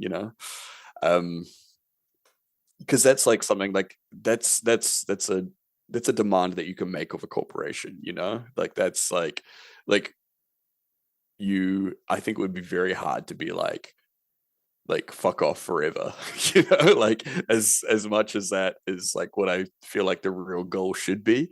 Like people are never, like, people aren't going to stop using Facebook if they're already like ingrained in their lives, but it's like you can say to a company, here's a way to go forward, here's something that you can actually do, and this is very reasonable for you to do it, otherwise we're going to flick the switch off, so yeah, I think that's something that people should be thinking about, and especially in areas where they've had these like pretty drastic outcomes just from these social media campaigns. I'm happy to turn off Facebook. I remember once I thought, I thought I couldn't live without Facebook, and then I just stopped using it and everything was fine. It was better, actually. Yeah, I actually like I haven't really used it in a long time, but I just use a messenger app to fucking. That's what I do. Yeah. If there's someone you want to message, yeah. Well, just like, like I only really engage with like there's like my Morai like has like a Facebook page and group and shit like that, and everyone is so disparate that it's like that's the only way to get together, and you can't really be like, okay, like everyone go get Signal or something like that, because these are like, a lot of these people are like in their 80s and stuff, and it's just like they're not gonna get Signal, they're gonna download something else. Well, they're just not gonna like, if that didn't exist, they just wouldn't be talking to anyone, They still live in the world that I've decided to now live in, where I've deleted all apps off my phone, and now I just have like the internet as like a place in my house that I go to again. So maybe they've got it on their phone, but maybe they've just got like a little desk that they go to and they log on, which I think is really sweet, actually. I think that's fine. It is just a shame that then they go on Facebook and they're I think like there's possibly going to be a new wave of like a new Luddite movement that maybe moves away from social media and everything like that. I've even seen people buying, I can't remember what they call, these tiny little phones where it's like it just has a tiny little screen, it's like Tamagotchi size. Yes. And it just makes it really difficult to do anything, so you're just like, fuck it. Yeah, they're also like mad cheap, so it's fucking great. Like, you don't have these like absurd prices to pay. Yeah. But so whether or not like the social media thing is like counts as like, like the Imperial Boomerang in the same way is hard to kind of say, because it's like I was saying before, it's like it's not really like a focused thing. It's kind of like just this like It's not a boomerang, it's a boom shot, it's a boom stick, it's a yeah, yeah, yeah. shotgun. Yeah. Yeah, yeah, yeah. It's yeah, it's just like it's a product of, so it's a product of this they created a thing, they created a product, and then it has been affected by the market forces, neoliberalism and all this kind of stuff, which has led it to be, like deregulated and all this kind of stuff like that. And then it's just like, so like I said before, it's like throwing out boomerangs everywhere. It's still in the Vampire Survivors. It's fucking, like just everywhere. So it's hard to really say if that's like, is that the same phenomena, or if, do we need to invent a new term? The fucking, I don't know, the Imperial force field, the Imperial, or just Imperial like, spread shot, Imperial area of effect attack. Yeah. what's a weapon where you just like spin around in circles, like with swords? Like, yeah, yeah, yeah. It's that thing that you Like, do in the yeah, yeah, playground yeah. as a We're kid where like, you if you spin get your in my arms way, it's around. your fault. Yeah, Yeah. Yeah, Um, literally. the Imperial flail just flailing out wildly. Mm.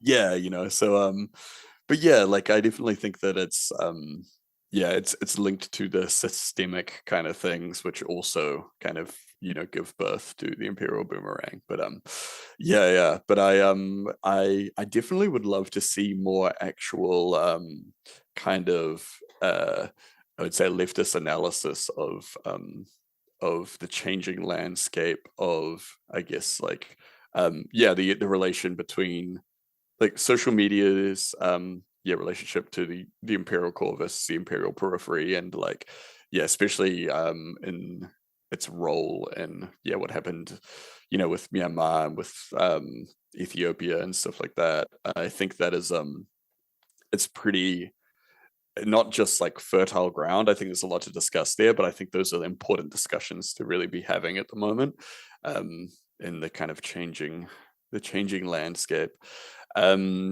But yeah, that's kind of all of the little bullet points that we wanted to go over this week. So we're gonna get into our audience questions in a minute. We've got a couple. If you want to get anything else in there, I would say just start in the chat soon. Because we're gonna start getting through them. Let's have a look.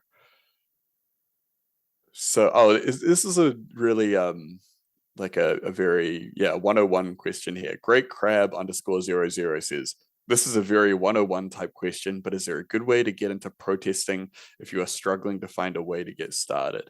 This is kind of a big question, because like, I mean, all you really need to do to protest is to just go to a protest.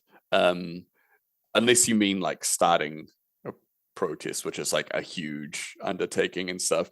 But I would say that if there's a protest going on and it's something that you agree with, then just show up, just be there. You might not know all the chants and all this kind of stuff, but your presence is kind of part of it. Good things to know going into it though would be, I would say, take a backpack with like a water bottle with like some snacks, like muesli bars, things like that. Wear a mask, not just for, like being safe, because, COVID's still a thing and all that kind of stuff, but also because we've seen a lot, especially super recently, where like with these Gaza solidarity protests, people are just doxing people that are at the protest. So they're filming them, taking photos of them, and then trying to figure out who they are. And we see like Canary Mission, this group in the States who are just absolute shitlords. They've been taking photos of protesters, finding out who they are, and then driving trucks around campus being with pictures of their faces on the side being like, this person is this person is an anti-Semite, this person is a Nazi sympathizer, and all this kind of stuff. So yeah, so you absolutely want to hide your identity. If it's for Gaza and stuff like that, you can get like a kafaya. If you get like one that is like, from there's like Palestinian supplier that you can get them from. That's really cool. But otherwise, you should still make an effort to cover your face. I would say it depends on the nature of the protest, but I would also say be very careful about what you wear and how identifiable it is, just in case anything does happen, because it's not just your face that they'll look at. They'll also look at like your your backpack, what you're wearing, like what brand shoes you've got, what kind of hat you're wearing, combination of clothes. And then they'll look through later, like we've had that down here. There's a guy that has like a 360-degree camera that goes to all protests, and he like sneakily takes photos of everything like that, and then he hands it over to the reactionaries and the fucking bigots and all them later on, and they look through and they'll have footage from after the protest. They'll be like, oh look, this guy here has got the same jumper and same shoes as that guy over here, and they'll figure out who people are that way. And there was I went and did some anti-fascist stewarding for a trans rights protest like a year or two ago, and basically the only thing that you really should be doing with fascists, like if you're not going to break the law and punch them, which we would never advise to do because that's illegal and wrong, is like film them. Because they get really fucking stressed out when you're the ones filming them. But when I did this, the guy that I was filming, is actually someone that is like quite a popular fascist, but I'm not going to say it because then he'll know that it was me that was filming him if he ever sees this show somehow. But basically he kept on saying to me, oh, I can see you there in your Nike trainers, and I can see you there in your, he was like mentioning all the different like brands on my clothes and stuff. But I was smart enough, because I do this show and we'd already spoken to people who spoke about this. I was smart enough to like not wear clothes that I wear normally. It's they are always trying to make a point of like, yeah, like, I know what you're wearing, and I know how you look, and I'll be able to spot you. Yeah. I do know people that have literally just gone to like, number one shoe warehouse and bought like cheap $10 shoes to wear. And I know other people that like will put tape over like the logo on their hat or things like that, just to make things a little bit trickier to see. If you're wearing things that are extremely common, like, if it's just like a black JanSport backpack, that's obviously like, like less of a risk than if you're wearing something that kind of sticks out a lot. So, just like keep that kind of stuff in mind. And it, yeah, it does depend on like what kind of protest it is as well, because for the nature of some, you want to be like unidentifiable, you want to do like that, but there are protests that are a bit more chill kind of vibes where it's like not really, like the vibe is just to kind of like hang out and like take up space, and you'll see people like strumming guitars and doing all that kind of stuff. So you kind of just gotta like decide what level of what level of black bloc you think is appropriate. There's also the concept of the gray bloc, which is, so black bloc is when you're all wearing all black, so you're hard to identify. Gray bloc is when you're just wearing like very normal average clothes, so it's like you just blend in anywhere. But yeah, sorry, Kira, what were you saying? Oh, I was just going to add, another thing to be aware of is, at least in America, I can't speak for other countries, but the police oftentimes use stingrays to mimic cell towers to basically force your phone to connect to them. I've even heard, which gets your phone number at the very least, and I've even heard like more advanced versions even being able to intercept text messages and calls.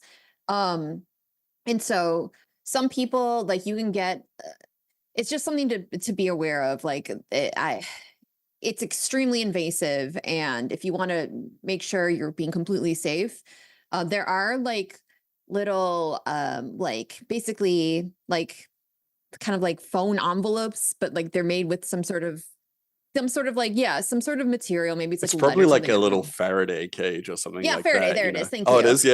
Yeah, That's that what you it's can put your phone in to protect it. I just turn my phone off and I just don't use it. I just I don't just turn it don't take my on. phone. Yeah, I just leave Yeah, my I just phone at don't home. use it at all. Before, and Yeah. it always pains me when I see people at protests that aren't wearing a mask with their phone out, like taking videos and stuff. I'm like, Yeah. Some people will use like airplane mode and stuff like that, but I wouldn't you know, know if I don't I feel trust like there's a that. thing like when it's like, and especially if it's something where you're likely to be detained or something like that, you depending on what you're doing with your phone, if you're coordinating on your phone and stuff like that, you might not want the police to, get access to your group chat where you're coordinating with other protesters or whatever like that, or even just, you just generally just don't want the police to have your phone, And for whatever reason. you might even just be in some group chats as a member or as an observer, or you just want to be in those group chats of other organizations, and you're also endangering those other organizations of Mhm. infiltration by the cops too. Yeah. And this is getting even more like in the event that you are detained by police and they confiscate your phone. I believe, at least in America, they can't force you to put your password in, but they can force you to use your biometrics to get in, I believe. Um, so, if you want to disable your biometrics before you go to a protest in the event that they do confiscate your phone, you can do that and they can't access it. But I have gone to so many protests and I've never I've never been detained. They've all been pretty compliant. And when they're not, I try to de-escalate and try to be like, hey everyone, let's just chill. Because like, as much as I hate the police, I don't really think getting needlessly arrested is necessarily, arrests have their place, but like, Yeah, you know, for a lot of protests, if they're arrested, a lot of the times it'll be like a mass arrest. Like they'll get you all in the van and they'll just take you down to the station, and they won't even necessarily process you individually, and then they might hold on to you for a while and just like let you go or whatever like that. If it in more extreme cases, like in what's happening now in the American universities, or what was happening during like the whole Black Lives Matter thing and stuff like that, they will go that little bit further. And it's a combination of wanting to make an example, also wanting to like show like they're doing something, and to like just also because they just like they're really like especially like the Black Lives Matter protest was seen as an affront to policing, so it's like they have that vendetta where they're like inclined to go a little bit further.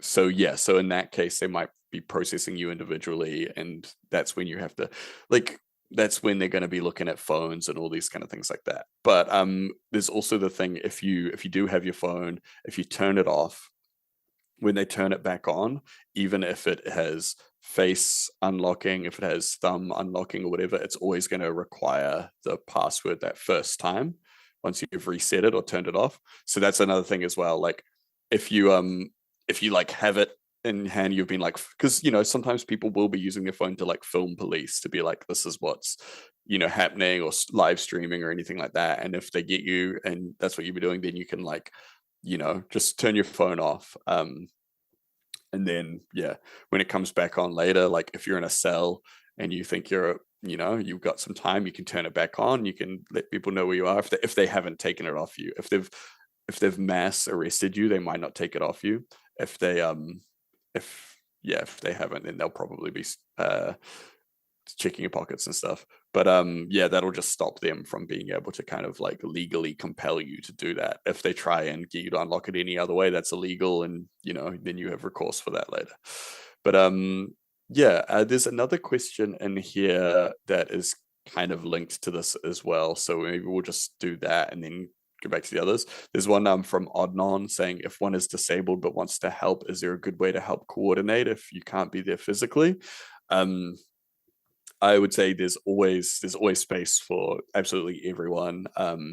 Yeah, even if it is difficult for you to get out, then actually like coordinating protests and doing everything from like, so at the moment you see, and like same back during the BLM days, there was a lot of people getting arrested. So there was people needing to coordinate bail funds, doing all this kind of stuff. The best thing that you can do is get in with some like whatever the cause is, find a group that is active in that space, and just align yourself with them, get them just like let them know that you're active, because a lot of the times I've met people from protest movements and things like that. It's been like actually out at the protest, but So instead, just hit them up online, get in touch. If you are disabled in a way that it would make you very hard to actually go out and meet people and stuff, I wouldn't be surprised if you were met with a little bit of skepticism, because it's very easy for a cop to also go, hey, look, I want to get in with you guys, but I can't meet you, things like that. So I think whenever you're getting into any real level of kind of protest organization or coordinating, there's always going to be a bit of a barrier anyway, because there are a lot of people that are just kind of like adventurous, that are just like, I want to go down and throw some bricks, whatever, what do I need to do, whatever. So yeah, so there's always going to be that. But if you haven't actually physically met people and stuff, like, unfortunately, there will be probably a little bit more of that. But yeah, but you just kind of have to navigate that and be like, hey, look, I'm legit, like, like, if we can meet up for coffee, or come around, or do something like that, or just yeah, even just like video calls and things like that. And it might take a little while to kind of get people to, like, trust you or whatever, because this is a big serious thing, and there are, people that will kind of get into it for the wrong reasons, and also obviously be compromised and things like that. But I think that there's space for everyone in the movement, like. One thing that I would say, if yeah, it is like mobility based, or aversion to crowds that is, your disability, absolutely, organizations who are doing big stuff like GMTU, we wouldn't be able to operate without people who were doing lots of admin right behind the scenes. We just wouldn't be able to do the things that we do. Like our staff member who's an admin is literally disabled, and we've got all kinds of people with all kinds of levels of ability in our org. And you need people who are able to just like spend that time to, like, knock up a spreadsheet for something, or to organize an event, create it all online, do the advertising for it, do stuff on Photoshop. Like, comms is like a great thing to do if you're disabled, because you just need to post. So like, use social media to advertise events and stuff like that. There are two things in an org basically, and you could do these two things. I think most people can do these two things, and they are mobilizing and organizing. Yeah, and I and mean, there have been so many like amazing protest movements and, like, yeah, things led by disabled people as well, all over the world. And I mean, we've had some really amazing guests on Red Planet over the years from disabled organizers. So yeah, I think in my experience, I have a couple of friends that have kind of got a bit in their head about it, feeling that they wouldn't be able to contribute. But no, you absolutely can. There's always something you can do. Yeah, I think that yeah, the best thing is just to get in touch with people and just start building relationships with people in those movements. That's the thing, really. And I think that goes for anyone, able-bodied people that want to get involved in protest movements, is to build those relations and, like, actually be in community with those people and stuff. I think is like, that's a huge thing, Tim. Yeah, I've been desperately trying to get GMTU to do hybrid committee meetings, and hybrid meetings for that entire reason, because it's like, well, for a start, there's still a lot of COVID getting about that people just don't like to think about, even in leftist organizations. And also there are people who, they can't make meetings for whatever reason. It might not even be because you're disabled. It might be because you live far out, you know what I mean? And yeah, it's yeah, to get definitely. there, kind of thing. So Yeah, or even just like, yeah, sometimes people are busy, like sometimes it's yeah. like, there's like a meeting on like a Tuesday night, but you've got like, you've got work, or you're like busy with school stuff, like uni work, all that kind of stuff. So like, I know people like groups that do like hybrid meetings, so like have, you know, like a Zoom call and all this kind of stuff like that. And some people will just like to even just to sit in there and not actually be asking questions or anything, but just to be informed and be seeing what's going on. And yeah, and it's sometimes people will just sit in on that, and then later on they might email through and be like, hey, there was something that we talked about, you know, blah blah blah, whatever like that. So yeah, there's a lot of different ways to engage and to kind of, yeah, build those relationships and stuff.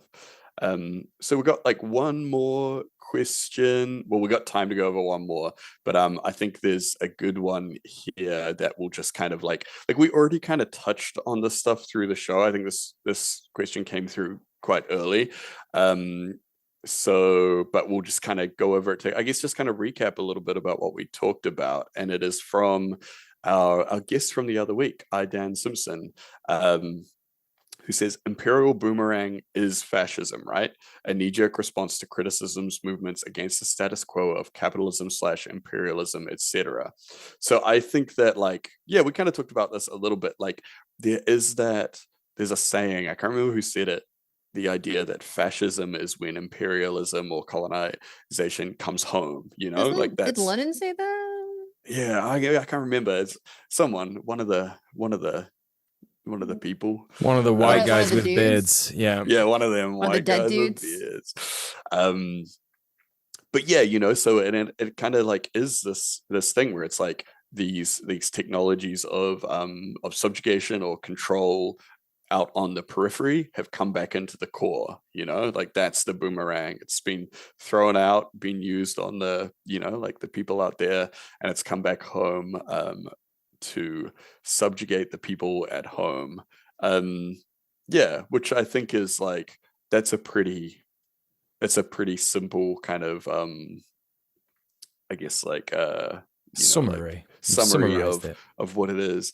Yeah, and it's like, you know, like a lot of this stuff is linked to like neoliberal kind of like mechanisms, which are absolutely, you know, tied into fascism. And then we saw that, you know, obviously in Chile and in other places. So yeah, hopefully that clears it up. Fascism is imperialism applied at home. Yes, that is it, by Césaire, who also is actually who is one of the people that worked with Hannah Arendt and kind of came up with some of the initial ideas that that kind of created this concept of the imperial boomerang. So yeah, that's a great way of summing it up. Yeah, so that's been Red Planet. Is that the Sweet. show? That's the Yeah, show. yeah, sweet. Oh. Well, indeed. If you like what we do here, if you've been a fan of the show, if you enjoy what we put out, and you wanna see more of it, you wanna help us. Wait, Tim. You gotta do the homework first. Oh shit.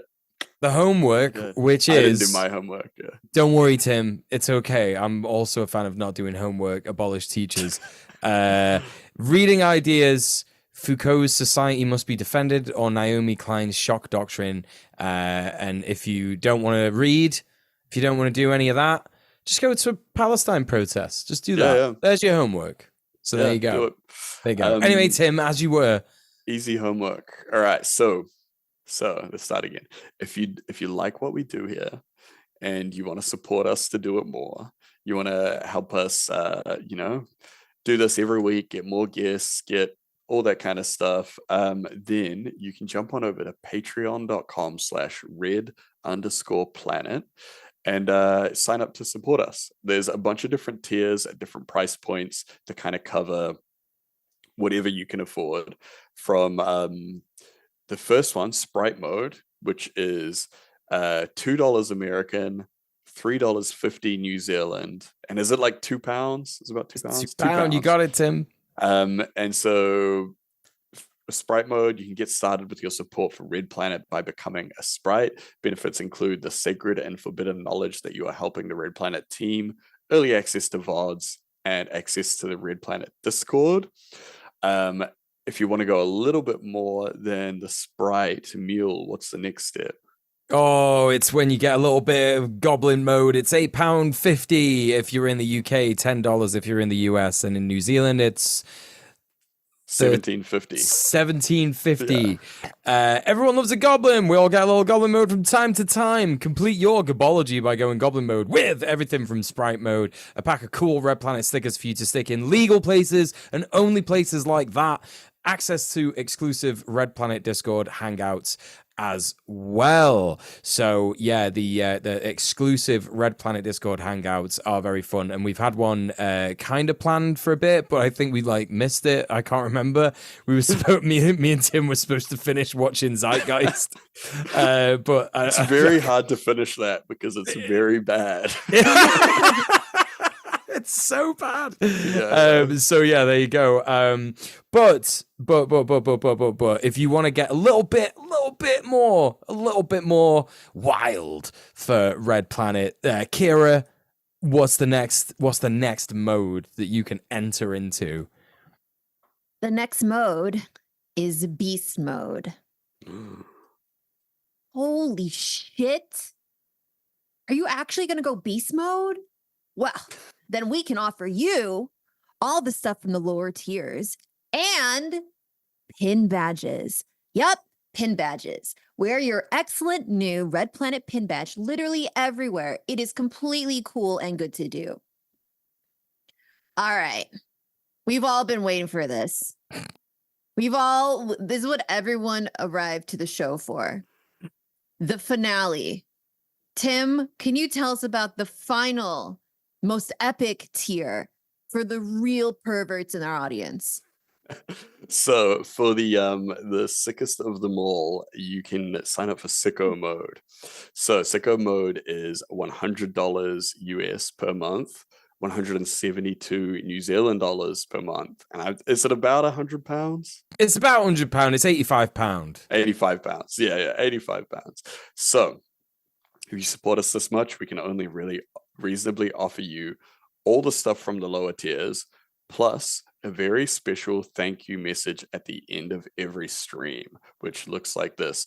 Thank you to our sickos, JBP, Queen Pib, Cassie Tastrophe, and Risk Inverse. Thanks to all the sickos because they really keep everything. They keep the lights on around here. They keep our producer Conrad in gruel. He wouldn't have his gruel if it wasn't for these sickos. Not. His gruel bucket. Yeah. Oh, we got a bucket now? See, that's what the sickos... Yeah, upgrade. Yeah. That's what we have to rent that bucket because we live in neoliberalism. I know, right? Yeah, that's $100 a month. So, do you you know who would be a good sicko? Who's that? That fisting top guy. Oh yeah. We need him to become approved, a sicko. Yeah. Give us money, that guy. yeah. You're doing great out there. Give us money. That's no. He gets fisting top gets a pass for his service to the community. A free sicko. Free thank you. Yeah. Free sicko thank you to fisting_top at Twitter. And his bulldozer thread. Can't vouch for the rest of his content. So content warning if you're looking him up. But yeah. All right, cool. Well, so what if I can't get enough of all of the Red Planet hosts and I want to see a little bit more from the lovely KiraChats? Where can I find some more? Well, since I'm still kind of in internet hiding, you can unearth me in the one place right now, which is my Discord server. Every once in a while, I'll post something on my Blue Sky, etc. And you can find all those links on my link tree, linktra.ee/KiraChats. But the place that I'm much more active, just generally speaking, is my Discord server, and that's discord.gg/KiraChats. And we have a good time there. But what if I'm looking to make a sandwich and I have my bread and I have my jelly, but where's my peanut butter? Where can I find that? Yeah, it's me, peanut butter, peanut butter. and jelly sandwich. Yeah, it's I don't. I'm Mule. My name's Mule, by the way, in case anyone didn't Oh know. God. Kira does keep forgetting, even though we're friends, we're very good friends. And we had the villain arc as well, where we hated each other for a bit. It was definitely real. We did. But she still forgets that my name is Mule. Anyway, it's me, DJ Mule. Yeah, linktree.ee/DJ MUEL. I got a new video coming out soon. I know I said I was talking about making it like a couple of weeks ago. Yeah, wow. People get anxiety and depression, and spicy brain stops you from making content. And so I've not quite finished that yet, but it's on the go. It's on the go. So if you want to get some updates from that, probably this week, then yes, that's where you can find it on my Patreon, patreon.com/DJ MUEL. But in the meantime, check me out on Twitch. I do most of my content on Twitch. It's twitch.tv/DJ MUEL. But I also stream on my YouTube channel, so check out my YouTube channel too, which is just DJ MUEL. Type that into YouTube and sift through the hours of psychoanalyzing and hate content that people did when I made a video about a guy that is a piece of shit once. So there you go. But what if I needed... I'm a Tim head. Tim is in my head all the time. Where do I find my Tim content? Well, if you're desperate for Tim content, you can find me I'm on both Blue Sky and Twitter as Dread Conquest. I'm not super active on Blue Sky because I always forget that it exists. But I'm pretty active shit posting on Twitter. I'm also on Twitch and YouTube as Conquest of Dread. It's been a while since I've streamed outside of Red Planet though, just because I've been too busy with work and other stuff. But we'll see. Maybe I'll get back into it sometime when it's coming into the cold season now. Maybe I'll pick it up in the nights when work slows down a little bit. But yeah. That's it basically. Thanks for checking us out. Thanks for watching, and yeah, we'll see you again next week. Yeah.